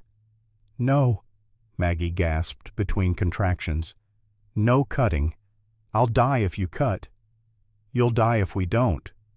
"Then I die." She looked at him with wild eyes. "But you save the baby. You hear me? You save—" The contraction cut her off. She arched, screaming. Dr. Reynolds appeared at Dr. Curtis's shoulder. "Try the forceps. Guide the baby down." "That's dangerous." "So is dying." Dr. Curtis hesitated, then nodded. "Get them." What followed was the worst thing Eli had ever witnessed. Worse than war. Worse than any violence he'd seen as sheriff. Watching Dr. Curtis work the forceps inside Maggie while she screamed and bled. Watching her suffer. Being unable to do anything but hold her hand and tell her she was strong, she could do this, she would survive. "I can't," she sobbed at one point. "Eli, I can't. I want to die. Please just let me die." "No," his voice broke. "You don't get to quit. Not now. Not after everything. You fight. You hear me? You fight." Hour 8. Dr. Curtis stepped back, forceps red. "It's not working. The baby's stuck. Shoulder dystocia." "What does that mean?" Eli demanded. "It means the baby's shoulders are too wide for her pelvis. They're caught. If I can't maneuver them out, both of them die." Time seemed to slow. Eli looked at Maggie, pale, exhausted, barely conscious. Looked at her belly where his child was trapped. Looked at Dr. Curtis's hands, red with blood. "What do you need me to do?" he asked. "Hold her steady. I'm going to have to push hard on her belly. Force the baby to rotate." Dr. Curtis positioned himself. "This is going to hurt her." "Everything hurts her." "Not like this." Dr. Curtis pressed down on Maggie's abdomen, hard. She shrieked a sound Eli would hear in nightmares forever. But Dr. Curtis didn't stop. Pushed harder, working the baby's shoulders, trying to find the angle. "Come on," Dr. Curtis muttered. "Come on, you stubborn there." Movement, sudden and final. The baby slid free in a rush of blood and fluid. Silence. Perfect, terrifying silence. The baby was gray. Still. Not breathing. Dr. Reynolds grabbed the infant, turned it upside down, cleared its mouth with his finger, slapped its back once, twice, 3 times. Nothing. Eli felt his world ending. felt everything he'd fought for slipping away. Then a cough, a sputter, and finally, blessedly, a weak cry. "Alive," Dr. Reynolds said, his own voice shaking. "It's alive." But Eli wasn't listening, because Maggie was bleeding, more than before, too much. Dr. Curtis swore. "Hemorrhage. The placenta tore. I need—" He started working, pressing gauze, stitching, moving with desperate speed. Eli held Maggie's hand. She was so pale, eyes closed, breathing shallow. "Stay with me," he whispered. "Maggie, stay with me. You did it. The baby's alive. You just need to stay. Please stay." Her eyelids fluttered, opened just barely. "Girl," she breathed. Eli looked at Dr. Reynolds, who nodded. "Girl," Eli confirmed. "A girl. She's perfect." "Hope," Maggie whispered. "Name her Hope." Then her eyes closed again. "Maggie." Eli shook her. "Maggie, don't." "Pulse is there," Dr. Curtis said, fingers on her neck. "Weak, but there. She's lost a lot of blood. Next few hours will tell." He finished stitching, packed more gauze, covered Maggie with blankets, did everything he could. Then they waited. Eli sat beside Maggie's bed, holding their daughter, 4 pounds of fragile life wrapped in cloth, while Maggie hovered between consciousness and death. The baby fussed weakly. Eli had no idea what to do, just held her, promised her things he wasn't sure he could keep. "Your mother's going to wake up," he whispered. "She's too stubborn not to, and we're going to go home, all 3 of us, and we're going to have a life." The baby's tiny hand wrapped around his finger. 3 hours passed. 4. 5. Dawn was breaking when Maggie finally opened her eyes. "Eli." Her voice was barely there. "Here." He moved closer, careful not to jostle the baby. "I'm here. The baby. Right here." He held her so Maggie could see. "Hope. Just like you wanted." Maggie's face crumpled. Tears streamed down. "She's so small." "She's a fighter, like her mother." Dr. Curtis appeared, checked Maggie's pulse, her color, her bleeding, stepped back with visible relief. "You're stabilizing. Bleeding stopped. You might actually survive this." "Might?" Maggie tried to smile. "It'll be a few days before I'm certain, but your odds just got better." They stayed in Dr. Curtis's office for a week, Maggie slowly healing, Hope slowly strengthening, learning to nurse, learning to cry with more vigor, learning to be alive. On the 8th day, a deputy appeared at the door, Eli tensed hand going to his rifle. "Easy," the deputy said, hands up. "Just bringing news. Lars Thornburg. He was released from custody yesterday, skipped town on the evening stage." "Where'd he go?" "Don't know, but he made threats. Said this wasn't over. Said Mrs. Brennan would pay." The deputy shifted uncomfortably. "Judge wanted you warned. Stay vigilant." After the deputy left, Eli found Maggie awake nursing Hope. "He's not going to stop," she said quietly. "Then we'll be ready." "For how long? How long do we keep looking over our shoulders?"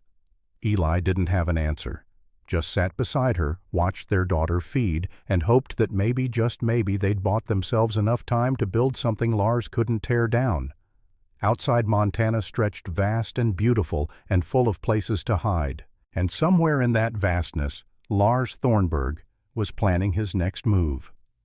The courtroom in Billings was nothing like the grand halls of justice Maggie had imagined as a child. It was a converted warehouse, low-ceilinged and hot, with rows of rough-hewn benches that had been dragged in from the church down the street. The judge's bench was just a raised platform with a desk that had seen better days. Everything about it spoke of frontier pragmatism, function over form, survival over ceremony. But it was packed. Word had spread through Billings like wildfire. The Swedish woman, the man claiming she was insane, the confrontation that would decide her fate. Half the town had turned out curiosity burning brighter than the Montana sun beating down on the tin roof. Maggie sat at the defendant's table. Though she wasn't technically the defendant, the word felt right with Eli on one side and a lawyer named Thomas Wade on the other. Wade was young, barely 30, with ink-stained fingers and nervous energy. He'd taken their case for almost nothing because he'd said, sometimes the law needs to be on the right side, not just the winning side. Across the aisle sat Lars Thornburg and his attorney, a man named Richard Peterson, who looked like he'd stepped out of a Boston courtroom and hadn't quite figured out he was in Montana. Expensive suit, polished shoes, a briefcase that probably cost more than Eli's entire ranch, and Lars beside him perfectly calm, his ruined hand resting on the table like evidence itself. Judge Harrison entered, and everyone stood. He was a severe man, gray-bearded and granite-faced, with eyes that had seen every kind of lie the frontier could produce. He settled into his chair, surveyed the courtroom, and banged his gavel once. "This is a hearing," he said, his voice carrying despite its roughness. "Not a circus. I'll have order or I'll clear the room. Anyone who can't control themselves can wait outside." "Understood." Murmurs of agreement rippled through the crowd. "Mr. Peterson," Judge Harrison continued, "you've brought this petition. Present your case." Peterson stood smooth as oil on water. He held up a document with an official-looking seal. "Your Honor, we have here a certificate of lunacy from the Kingdom of Sweden signed by Dr. Eric Lindstrom, a respected physician in Stockholm. It certifies that Miss Margaret Thornburg, the woman known here as Margaret Brennan, suffers from mania, delusional thinking, and violent tendencies." He walked to the judge's bench, handed over the certificate. Judge Harrison studied it without expression. "The certificate details a specific incident," Peterson continued, "in which Miss Thornburg without provocation attacked her own brother with a kitchen knife. The attack was severe, 3 fingers severed, permanent damage to the hand." He gestured to Lars, who obligingly held up his crippled hand for the courtroom to see. Several people gasped. "Mr. Lars Thornburg, acting as his sister's legal guardian under Swedish law, has spent 2 years searching for her. 2 years of expense and hardship driven by brotherly love and concern. He found her here in Montana, married under what can only be described as highly suspicious circumstances." "Suspicious how?" Judge Harrison asked, his tone neutral. "Miss Thornburg is, according to multiple Swedish medical professionals, physiologically incapable of bearing children. Yet she appears to be—" Peterson paused, let his gaze travel to Maggie's swollen belly, "in an advanced state of pregnancy. This suggests either the medical documentation is fraudulent, which calls into question her entire history, or—" He let the implication hang, that Eli had taken advantage, that Maggie in her supposed insanity couldn't have consented to marriage or intimacy. Eli's hand found Maggie's under the table. Squeezed. She squeezed back, drawing strength from the contact. "Mr. Thornburg only wants his sister safe," Peterson said, his voice taking on a note of sympathy that made Maggie's skin crawl. "In Sweden she would receive proper medical care, family support, the treatment she needs. Here she's been—" Another pause. "Exploited, taken advantage of by a man old enough to be her father, a man who married her knowing she was mentally unstable." "Objection," Wade said, rising. "That's speculation and character assassination, Your Honor." "Sustained." Judge Harrison looked at Peterson. "Stick to facts, Counselor." "Of course, Your Honor." Peterson returned to his table unruffled. "The facts are these Miss Thornburg is documented as mentally incompetent. She committed an act of severe violence. She fled her family's care, and now she's in a situation that defies medical possibility. The only logical conclusion is that her mental state remains compromised and she requires intervention." He sat down, looking satisfied. Judge Harrison turned to Wade. "Your response—" Wade stood, and Maggie could see his hands shaking slightly as he gathered his papers, but his voice came out steady. "Your Honor, we're going to prove 3 things today. First, that the so-called certificate of lunacy is fraudulent. Second, that Miss Thornburg, Mrs. Brennan, is completely sound of mind. And third, that Mr. Lars Thornburg's concern for his sister is not what it appears to be." "That's a tall order," Judge Harrison said. "Yes, sir. But the truth usually is." Wade turned to the courtroom. "I call Dr. Samuel Curtis to the stand." Dr. Curtis rose from the gallery, walked to the witness box, and was sworn in. He looked tired. They'd been up half the night preparing, but his voice was firm. "Dr. Curtis," Wade said, "you've been treating Mrs. Brennan for approximately 6 months. Is that correct?" "Yes." "And in your professional opinion, does she exhibit any signs of mental instability?" "None whatsoever." Dr. Curtis looked directly at Judge Harrison. "Mrs. Brennan is coherent, rational, and fully capable of making her own decisions. I've examined her extensively both for her pregnancy and her general health. She shows no signs of mania, delusion, or any other psychiatric disorder." "And the pregnancy?" Wade asked. "Mr. Peterson implied it was medically impossible." "Medical impossibility is a phrase doctors use when they don't understand something," Dr. Curtis said. "I've seen the Swedish documentation. The doctors weren't wrong that conception would be unlikely. Mrs. Brennan's pelvic structure is narrow, her hormonal balance atypical, but unlikely isn't impossible. It just means rare. And rare things happen every day." Peterson stood. "Dr. Curtis, you said you've examined Mrs. Brennan extensively. How extensively?" "Multiple times over 6 months." "And in all those examinations, did Mrs. Brennan ever tell you about her brother, about why she left Sweden?" Dr. Curtis hesitated. "She mentioned family difficulties." "But she didn't tell you she'd attacked her brother, didn't mention that she'd severed his fingers, didn't mention being declared insane by Swedish authorities. She didn't mention it because she's ashamed," Peterson said, his voice taking on a false sympathy. "Because deep down she knows what she did was wrong. That's not the behavior of a sound mind, doctor." "Objection," Wade said. "Counsel is testifying." "Sustained." Judge Harrison looked at Peterson. "Do you have a question for the witness?" "No further questions, Your Honor." Wade stood again. "Dr. Curtis, in your medical opinion, if someone were being abused, say sexually assaulted, would defending themselves violently be a sign of insanity?" "No," Dr. Curtis said firmly. "It would be a sign of survival." A ripple went through the courtroom. Judge Harrison banged his gavel. "Order." Wade nodded. "No further questions." Next came Mrs. Fletcher, who testified that Maggie had worked on her ranch, had shown no signs of instability, had been as sensible as any woman I've known, and more sensible than most men. Peterson tried to shake her testimony, suggesting that Maggie had fooled her, but Mrs. Fletcher just looked at him with the kind of withering gaze that only a woman who'd raised 5 sons and buried 3 husbands could produce. "Young man," she said, "I've seen real crazy. Lost a sister to it. Spent 2 years watching her decline. This girl," she pointed at Maggie, "is not crazy. She's scared. There's a difference." Finally, Wade called his key witness. "Mrs. Margaret Brennan, please take the stand." Maggie stood. It took effort. 29 weeks pregnant, still recovering from the journey, every part of her body aching. Eli moved to help her, but she waved him off. She would walk to that stand on her own, would show the court that she was strong. The walk felt like miles, every eye in the room on her. She could feel Lars's gaze most of all, cold, possessive, full of barely controlled rage. She was sworn in, sat carefully, her hand instinctively going to her belly where the baby was kicking. Hard kicks, angry kicks, as if the child knew something important was happening. "Mrs. Brennan," Wade said gently, "please tell the court in your own words what happened in Sweden."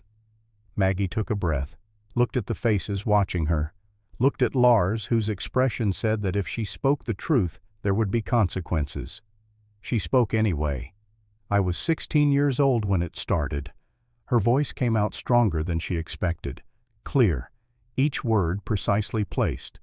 "My brother," she didn't look at him now, kept her eyes on the judge, "began coming to my room at night.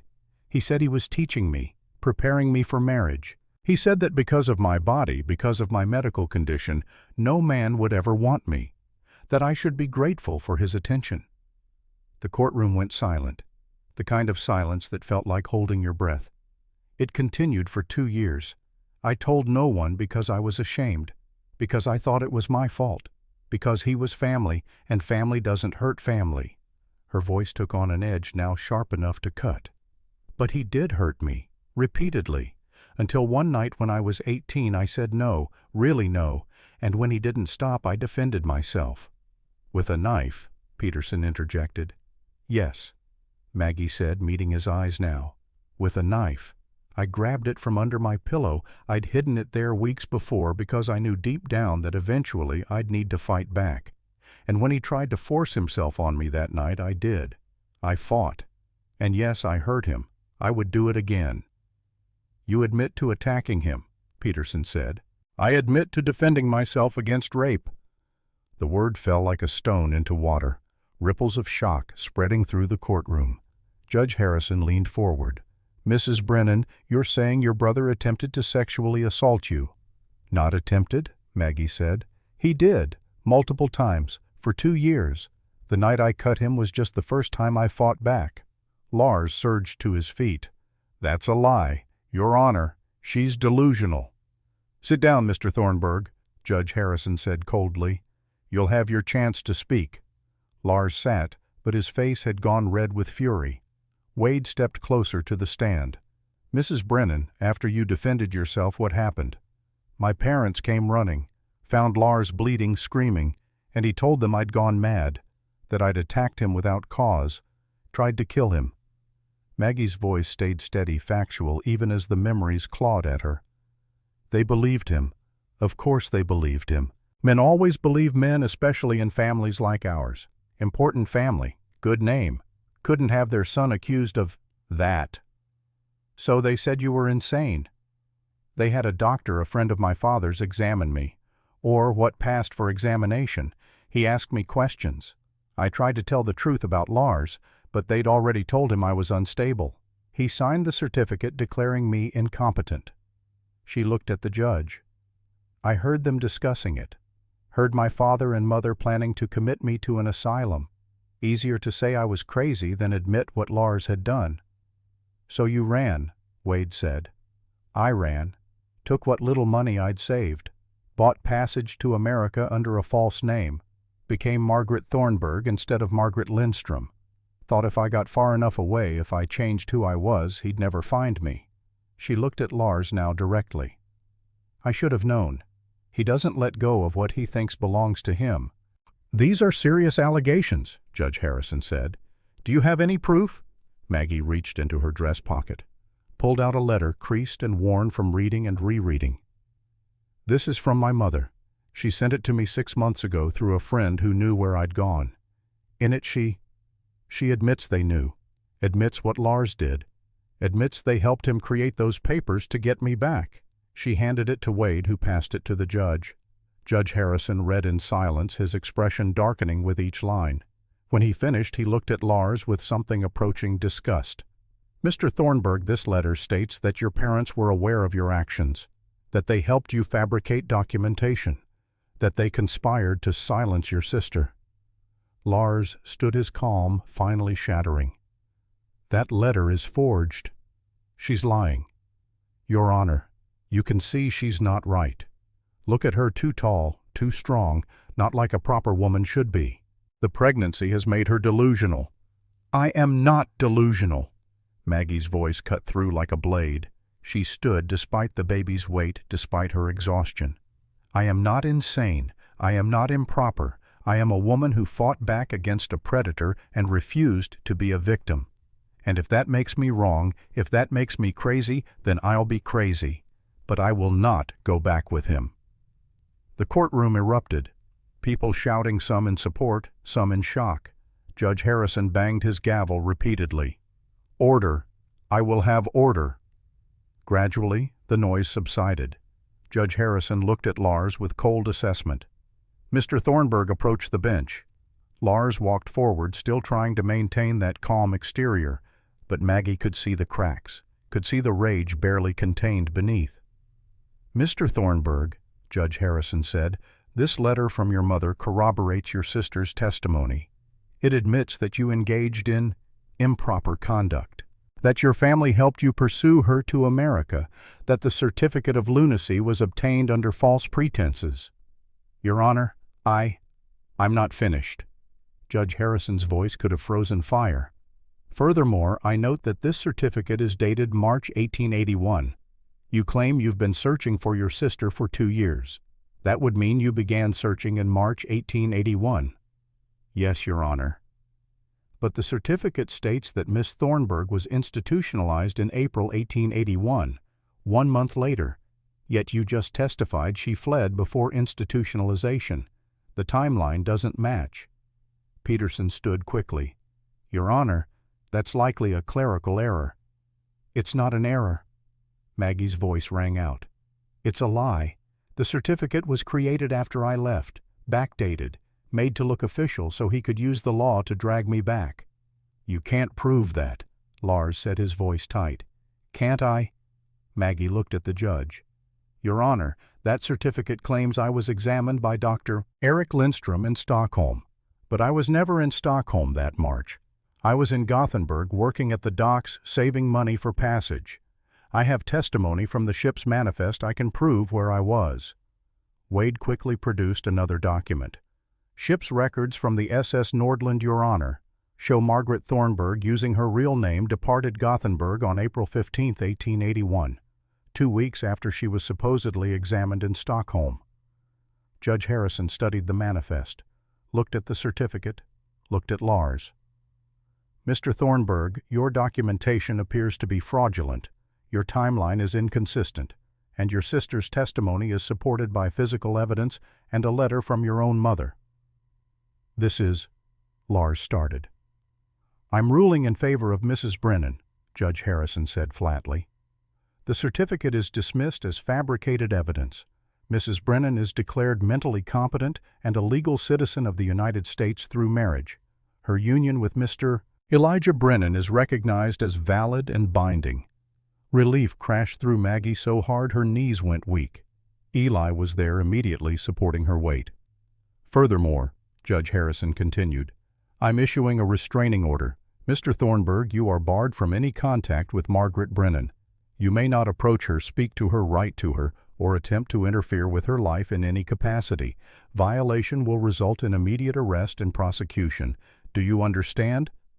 Lars's face had gone white with rage. This is not legal. She is insane. She needs what she needs, Judge Harrison said, his voice dropping to something dangerous, is to be free of you. Bailiff, escort Mr. Thornburg from my courtroom. If he resists, place him under arrest. Lars didn't move, just stood there shaking. Then his gaze fixed on Maggie, and she saw something in his eyes that made ice form in her veins. Not defeat, not acceptance, just cold, absolute certainty. This isn't over, Margaret. His voice was soft, but it carried through the silent courtroom like a pronouncement of doom. You can make all the laws you want, sign all the papers, but you're mine. You've always been mine, and I will have you back. Remove him, Judge Harrison ordered. The bailiff moved forward. Lars shrugged off the man's hand. I'll go, but this isn't finished. He looked at Eli. She belongs to me. She always has. And when I come back? He didn't finish. The bailiff grabbed his arm harder now, and 2 deputies appeared to help. They dragged Lars toward the door, his voice echoing as he fought them. This isn't over. You hear me, Margaret? It's not over. I'll come back. You can't hide. You're mine. Then he was gone, the door slamming shut behind him, his voice finally cut off. Silence fell. Maggie stood there, supported by Eli, and felt the weight of 2 years lift all at once. Felt freedom wash over her like water after drought. Thank you, she whispered to Judge Harrison. He nodded. Go live your life, Mrs. Brennan. You're free, legally, completely. He paused. But I'll be honest with you. Men like your brother, they don't stop. Be careful. I will be. Wade was gathering papers, grinning, already planning how to spin this victory. Mrs. Fletcher was wiping tears. Dr. Curtis looked relieved. The courtroom was buzzing with conversation people processing what they'd witnessed. Maggie took a step toward the door and felt something give way inside her. Warm liquid flooded down her legs. She looked down, saw wetness spreading across the floor, and felt her heart stop. Eli, she whispered. He looked at her, saw the water pooling at her feet. His face went white. No, she breathed. It's too soon. It's too... The contraction hit like a fist to the gut, doubled her over, made her cry out despite every attempt to stay quiet. Dr. Curtis was moving before anyone else could react. "Get her to my office, now." Eli swept her up in his arms. Maggie wanted to protest, wanted to say she could walk, but another contraction was already building and she couldn't find breath to speak. They half ran the 3 blocks to Dr. Curtis's office. People scattered out of their way. Someone was shouting for Dr. Reynolds. The world blurred into pain and fear, and Eli's voice saying, "Hold on, just hold on." They burst through the office door. Dr. Curtis was already there, somehow moving faster than seemed possible for a man his age. He directed them to the examination room, helped Eli lay Maggie on the table. "When did the contractions start?" Dr. Curtis demanded, already examining her. "Just now, right after..." Maggie gasped as another hit. "Maybe 5 minutes apart." 5 minutes? Dr. Curtis's hands moved quickly, checking dilation. His face went grave. "You're at 4 centimeters already. This baby's coming fast." "Can you stop it?" Eli asked, his voice desperate. "No." Dr. Curtis met his eyes. Her body's made its decision. The stress of the trial, the travel, everything it triggered labor. And at this rate we've got maybe a few hours. "She's only 29 weeks, Eli said. "The baby..." "I know." Dr. Curtis's voice was grim.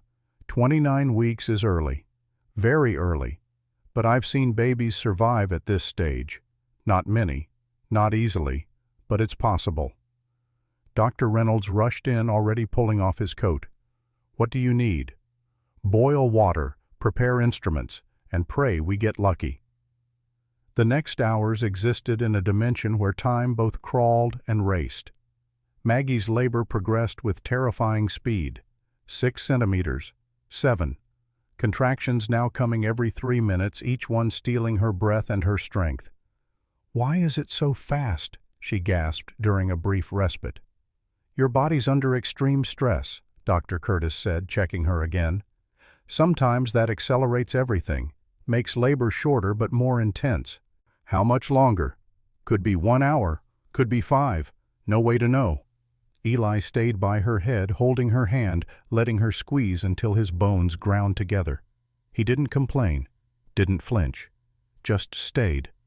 "I can't do this," Maggie said after the 10th contraction. "Eli, I can't. It's too much. I want to stop. I want..."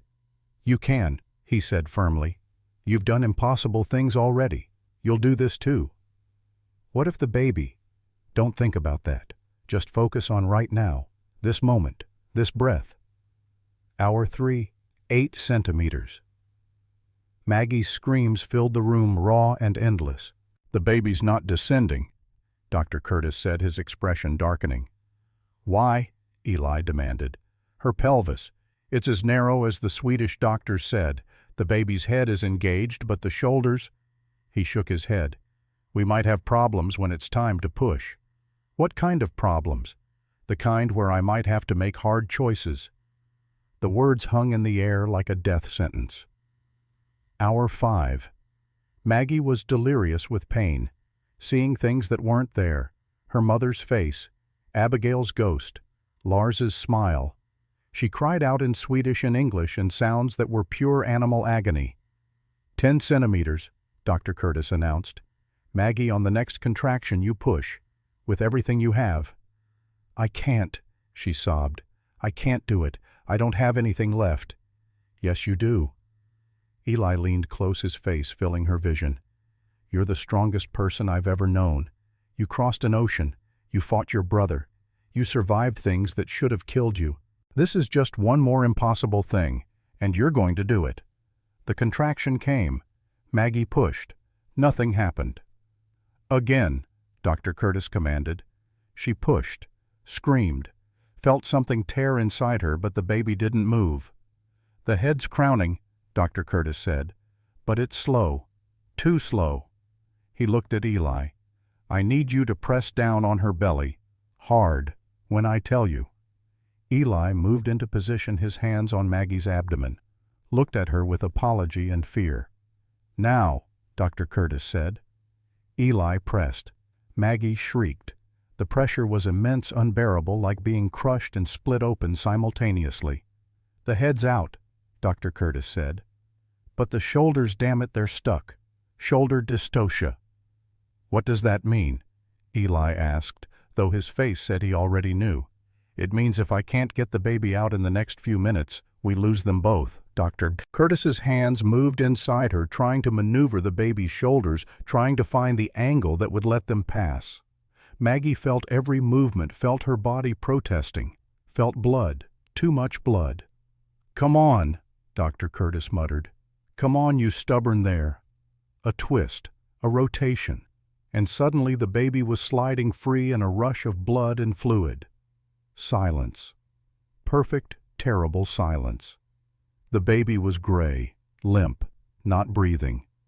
Dr. Reynolds grabbed the infant, so small, impossibly small, and turned it upside down, cleared the mouth with his finger, slapped the tiny back once, twice, 3 times.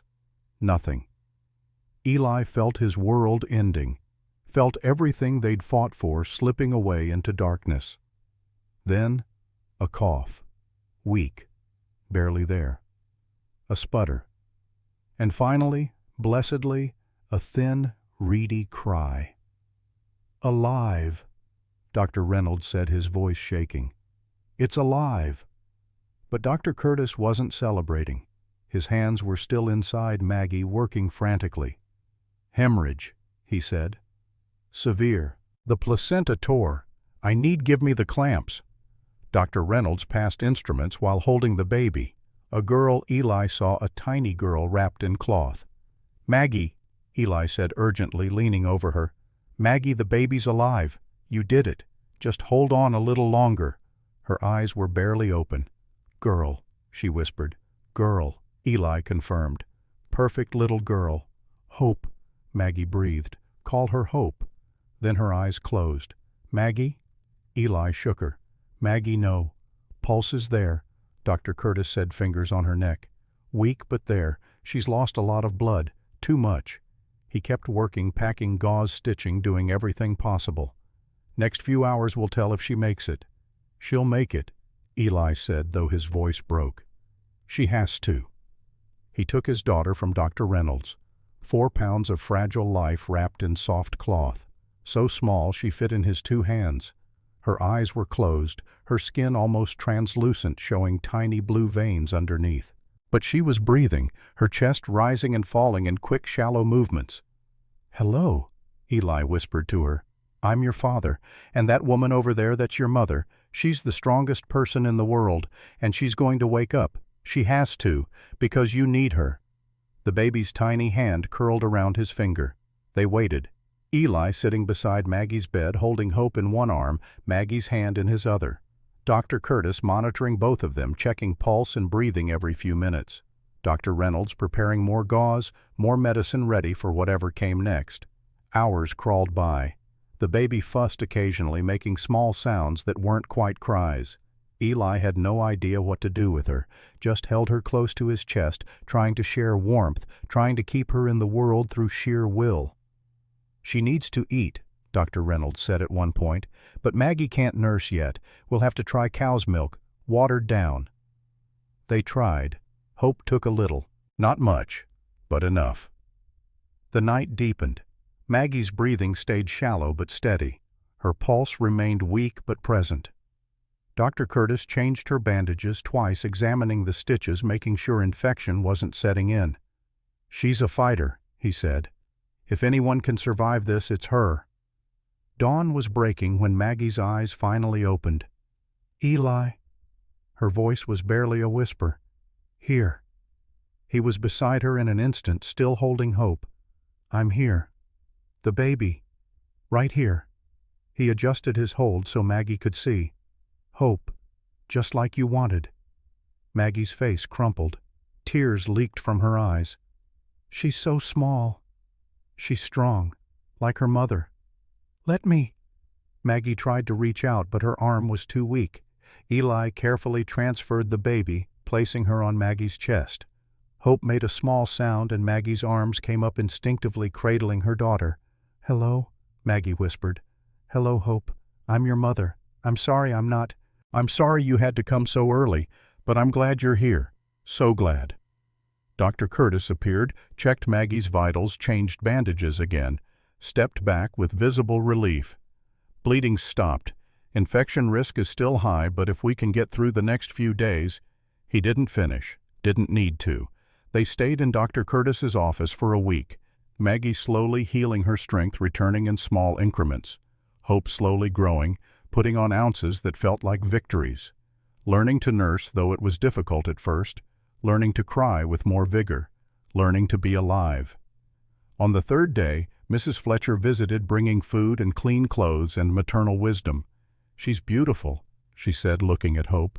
"Small but beautiful, and stubborn. I can tell already. She's got that look." On the fifth day, Wade came by with official documents. The judge's ruling signed and sealed. Maggie was legally free. Lars was legally barred from contact. The marriage was recognized. Everything official and final. "You won," Wade said, grinning. "Complete victory." But Maggie didn't feel victorious, just exhausted and wary, because Lars's words kept echoing in her mind. "This isn't over." On the 8th day, a deputy appeared at Dr. Curtis's door. Eli met him outside, rifle ready. "Easy," the deputy said, hands up. "Just bringing news. Lars Thornburg was released from custody yesterday on a technicality. Skipped town on the evening stage." "Where?" Eli demanded. "Don't know. Bought a ticket east, but that doesn't mean much. Could have gotten off anywhere."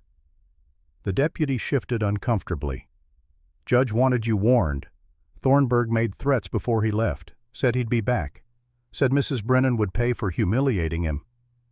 After the deputy left, Eli returned to Maggie's room. She was nursing Hope, the baby's small mouth working at her breast. "He's not going to stop," Maggie said quietly, not looking up. "I know. He'll come back. Maybe not today. Maybe not this year. But he'll come. Let him." Eli sat beside her. "We'll be ready." "For how long? How long do we keep looking over our shoulders? How long before Hope is old enough to understand that her uncle wants to hurt her mother?" Eli didn't have an answer, just sat there watching his wife nurse their daughter and hoped that Montana was big enough to hide them, that maybe Lars would give up, that maybe they'd finally earned peace. But he didn't believe it, and neither did Maggie. They left Billings on a warm morning in late August, nearly a month after Hope's birth. Maggie was healed enough to travel, though Dr. Curtis warned her she'd never be quite the same.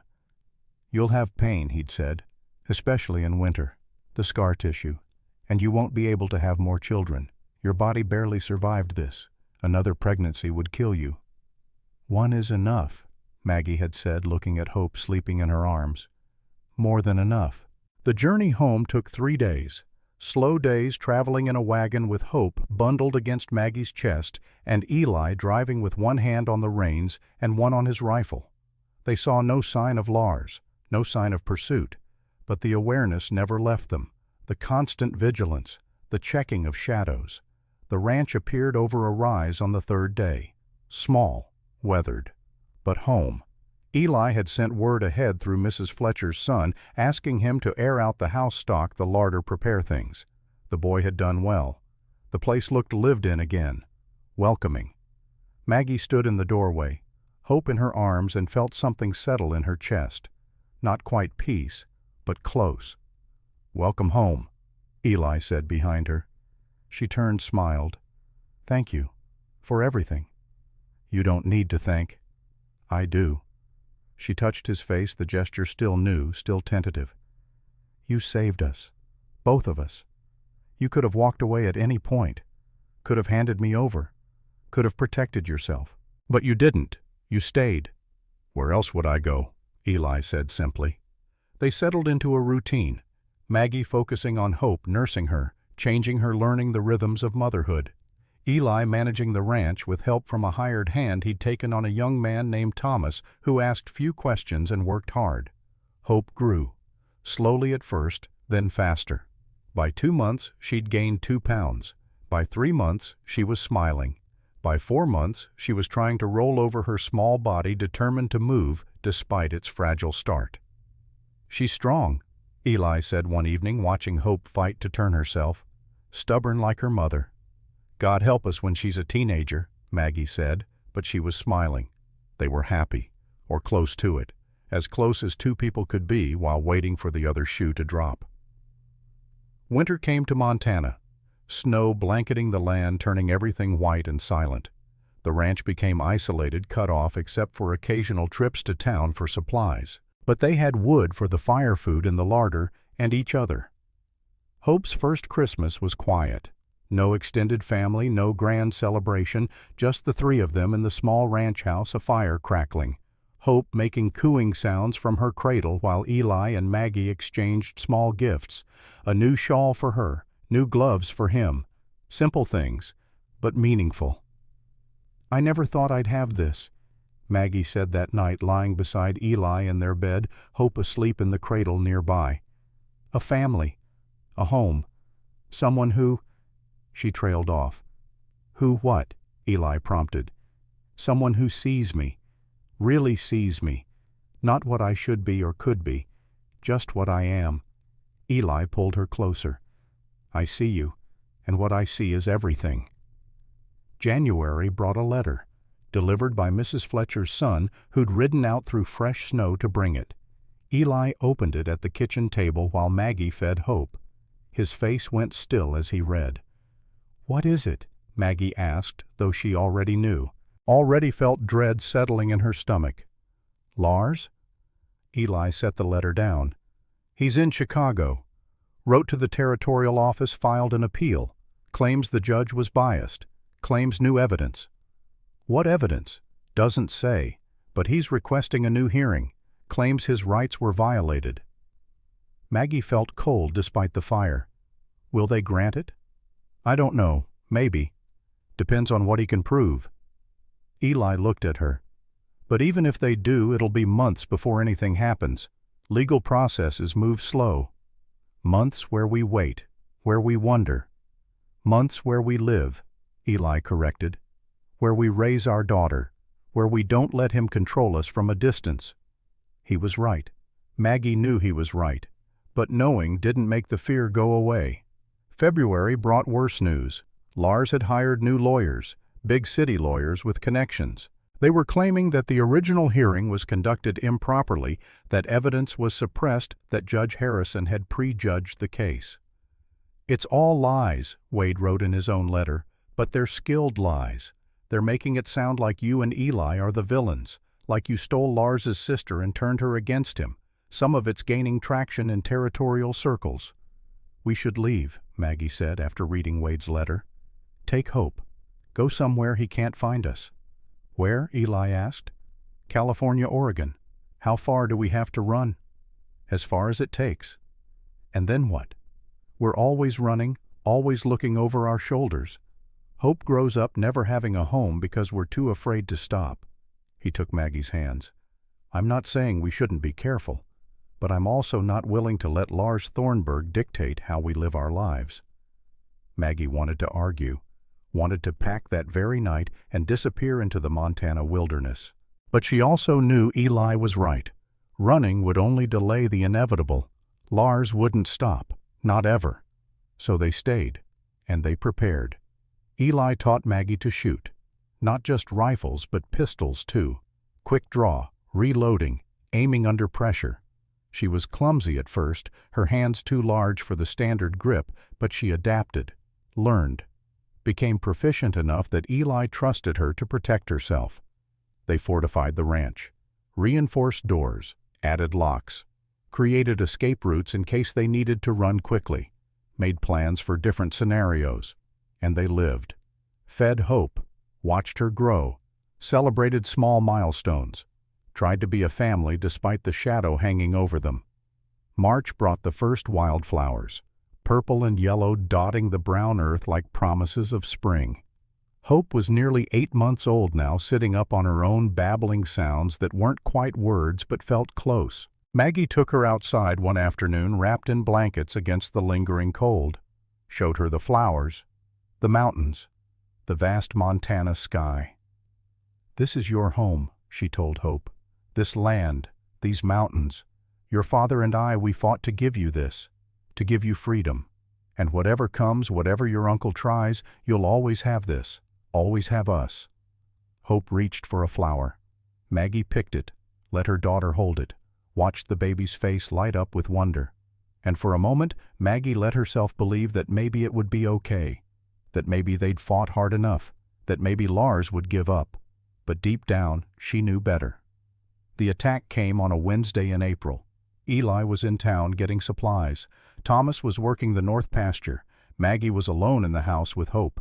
She heard the horse before she saw the rider, looked out the window, and felt her blood turn to ice. Lars, sitting on a black horse at the edge of the property, just sitting there, watching the house. Maggie's hand went to the pistol Eli had given her. She checked the load.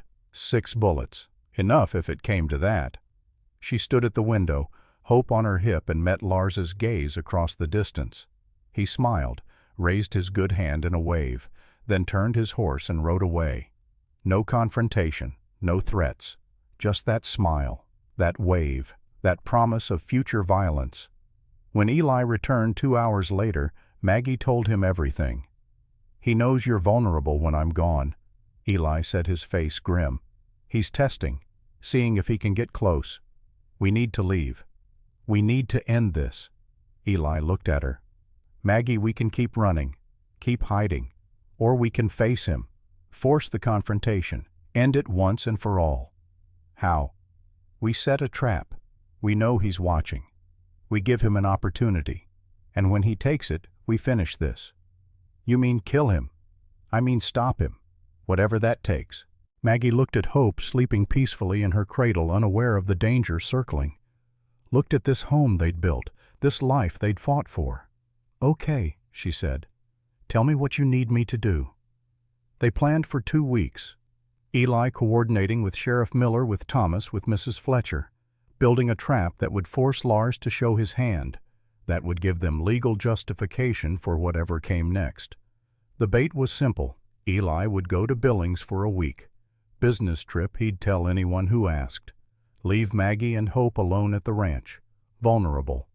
"He'll come," Eli said. "He won't be able to resist. And if he doesn't, then we try something else, but he will. He's obsessed, has been for years. The moment he knows you're alone, he'll make his move." Maggie didn't like it, didn't like being bait, didn't like the danger, but she also knew Eli was right. They couldn't live like this forever. So, on a Monday morning in late April, Eli packed a bag, kissed Maggie goodbye, and rode toward Billings, making sure he was seen, making sure word would spread that Mrs. Brennan was alone. He made it 5 miles before doubling back, coming in from the north, hiding in the barn where he had a clear view of the house but couldn't be seen. Thomas was positioned in the tree line, Sheriff Miller and 2 deputies hidden in the old shed, all waiting. The first day passed quietly, the second as well. By the 3rd day, Maggie was starting to think Lars wouldn't come, that maybe he'd seen through their trap. Then on the 4th night she heard it. The soft creak of a floorboard on the porch, the careful testing of the door handle. Maggie was in the bedroom, Hope asleep in the cradle beside the bed. She'd been expecting this, ready for it. But actually hearing it, knowing Lars was outside, made her heart hammer with fear. She picked up Hope, wrapped her in blankets, and put her in the closet. Not ideal, but safer than leaving her exposed.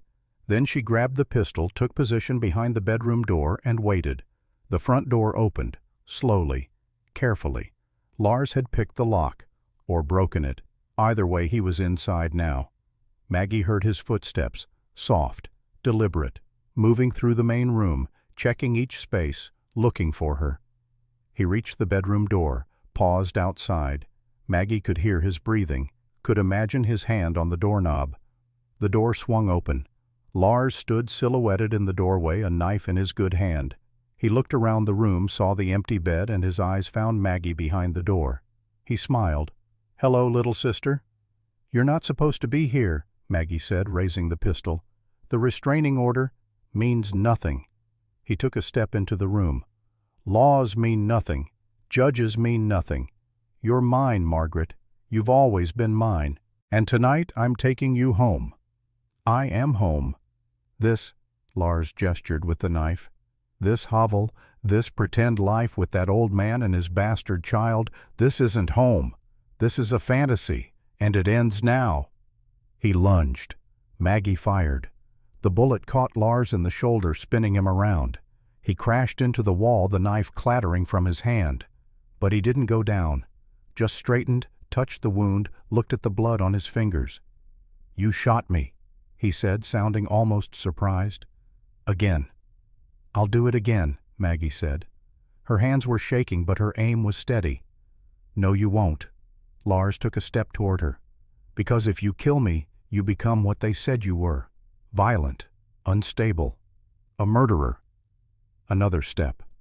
"But I'm your brother. Family. And deep down you still believe family doesn't hurt family. You stopped being my family years ago." She fired again, this time aiming for his leg. The bullet hit true, and Lars went down with a cry of pain and rage. The door burst open behind him, Eli rifle raised, Sheriff Miller right behind him. "Don't move," Eli said, his voice deadly calm. Lars looked up at them, blood spreading from his wounds, but he was laughing, actually laughing. "Too late," he said. "You're all too late. Even if you arrest me, I'll be back. I'll always be back. She's mine. Nothing you do changes that." "You're wrong," Maggie said. She was standing now, pistol still aimed at her brother. "I was never yours. I was just a child you hurt, a girl you abused. But I'm not that girl anymore. I'm a woman, a wife, a mother, and you have no power over me. I have all the power. You have nothing." She stepped closer, and Lars flinched. "You spent years trying to control me, to own me, to make me think I was weak, broken, wrong. But I'm not. I'm strong, stronger than you, and I'm done being afraid." She lowered the pistol, looked at Sheriff Miller. "Arrest him, breaking and entering, violation of restraining order, attempted assault, whatever charges stick." "With pleasure, ma'am." Sheriff Miller gestured to his deputies, who moved in to secure Lars. As they dragged him toward the door, Lars looked back at Maggie one last time. "This isn't—" "Yes, it is." Maggie cut him off. "This is over. You're going to prison. And when you get out, if you get out, I'll be waiting, with my husband, with my daughter, with a loaded gun, and if you come near any of us, I won't aim for your shoulder next time." Something in Lars's eyes changed.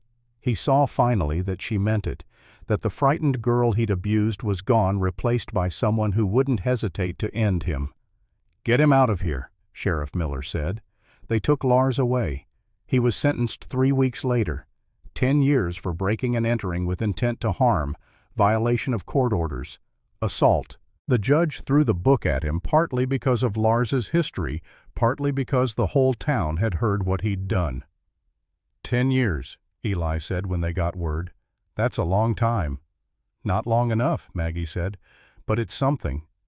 They returned to the ranch, to their life. Hope was walking now, taking unsteady steps between furniture, babbling words that were almost language. Maggie watched her daughter explore the world without fear, without the shadow of Lars Thornburg hanging over them, and felt something she hadn't felt in years. Peace. It wasn't perfect. She still woke sometimes from nightmares, still tensed when she heard unexpected sounds. The scars, physical and emotional, would never fully fade. But she was free, really free, and so was her daughter. One evening in early summer, Maggie stood on the porch watching the sun set over the Montana mountains. Hope was inside with Eli, the two of them playing some game that made the baby shriek with laughter. The sound drifted through the open door, and Maggie smiled. "You came a long way," Mrs. Fletcher said, appearing beside her.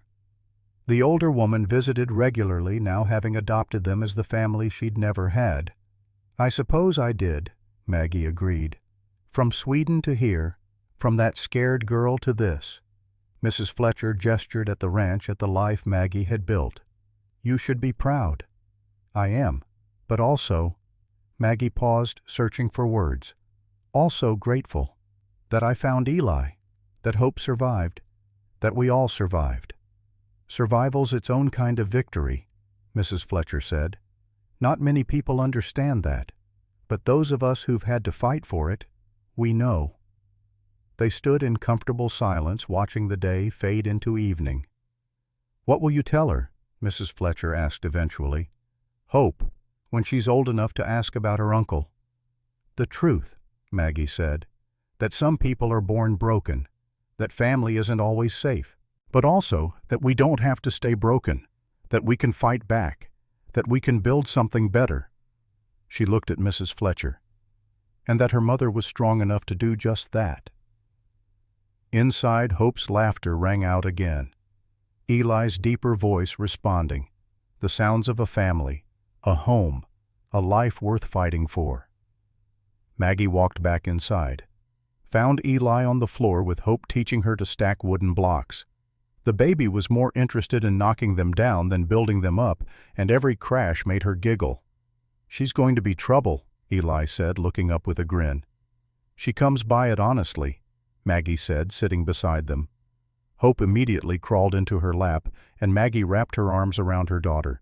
"But that's okay. The world needs more trouble from women." "Amen to that," Eli said. That night, after Hope was asleep and the house was quiet, Maggie sat at the kitchen table with a journal she'd started keeping, recording everything that had happened, for Hope, for the future, so that someday when her daughter was old enough she could read it and understand. She wrote, "Dear Hope, by the time you read this, you'll be old enough to ask questions about your uncle, about how you came to be, about why your mother has scars and nightmares and sometimes flinches at unexpected sounds. Here's what I want you to know. You were born from impossible circumstances. Doctors said I couldn't conceive, but you existed anyway. They said I couldn't survive childbirth, but I did, because you needed me to. Your uncle tried to take me back to a place where I had no voice, no choice, no future. But your father stood between us, protected me, gave me the chance to become who I was meant to be. I'm not perfect. I'm still learning how to be a mother, how to be a wife, how to be free after years of captivity. But I'm trying. Every day I'm trying. You came into this world fighting. 4 pounds, 29 weeks, barely viable. But you breathed, you lived, you grew, just like your mother. So when people tell you you're too much, too tall, too strong, too stubborn, remember that too much is what kept you alive. That too much is what got me here. That too much is exactly right. Be loud, be brave, be impossible. The world will try to make you smaller. Don't let it. Your mother loves you, your father loves you, and you are, and always will be, exactly enough. Love, Margaret Brennan. She closed the journal, put it in the drawer where Hope would find it someday, then went to bed where Eli was already sleeping and lay beside him listening to the Montana night. Tomorrow would bring new challenges, new fears. Life was never simple, never easy. But it was theirs, and that was enough. The ranch had thrived in ways Maggie never imagined that first day she'd arrived. Thomas had proven himself more than a hired hand. He'd become family, a younger brother in all but blood. The cattle multiplied. The land produced. The debts Elijah had carried for years were finally paid. Mrs. Fletcher visited monthly, bringing news and gossip, and the kind of wisdom only age could provide.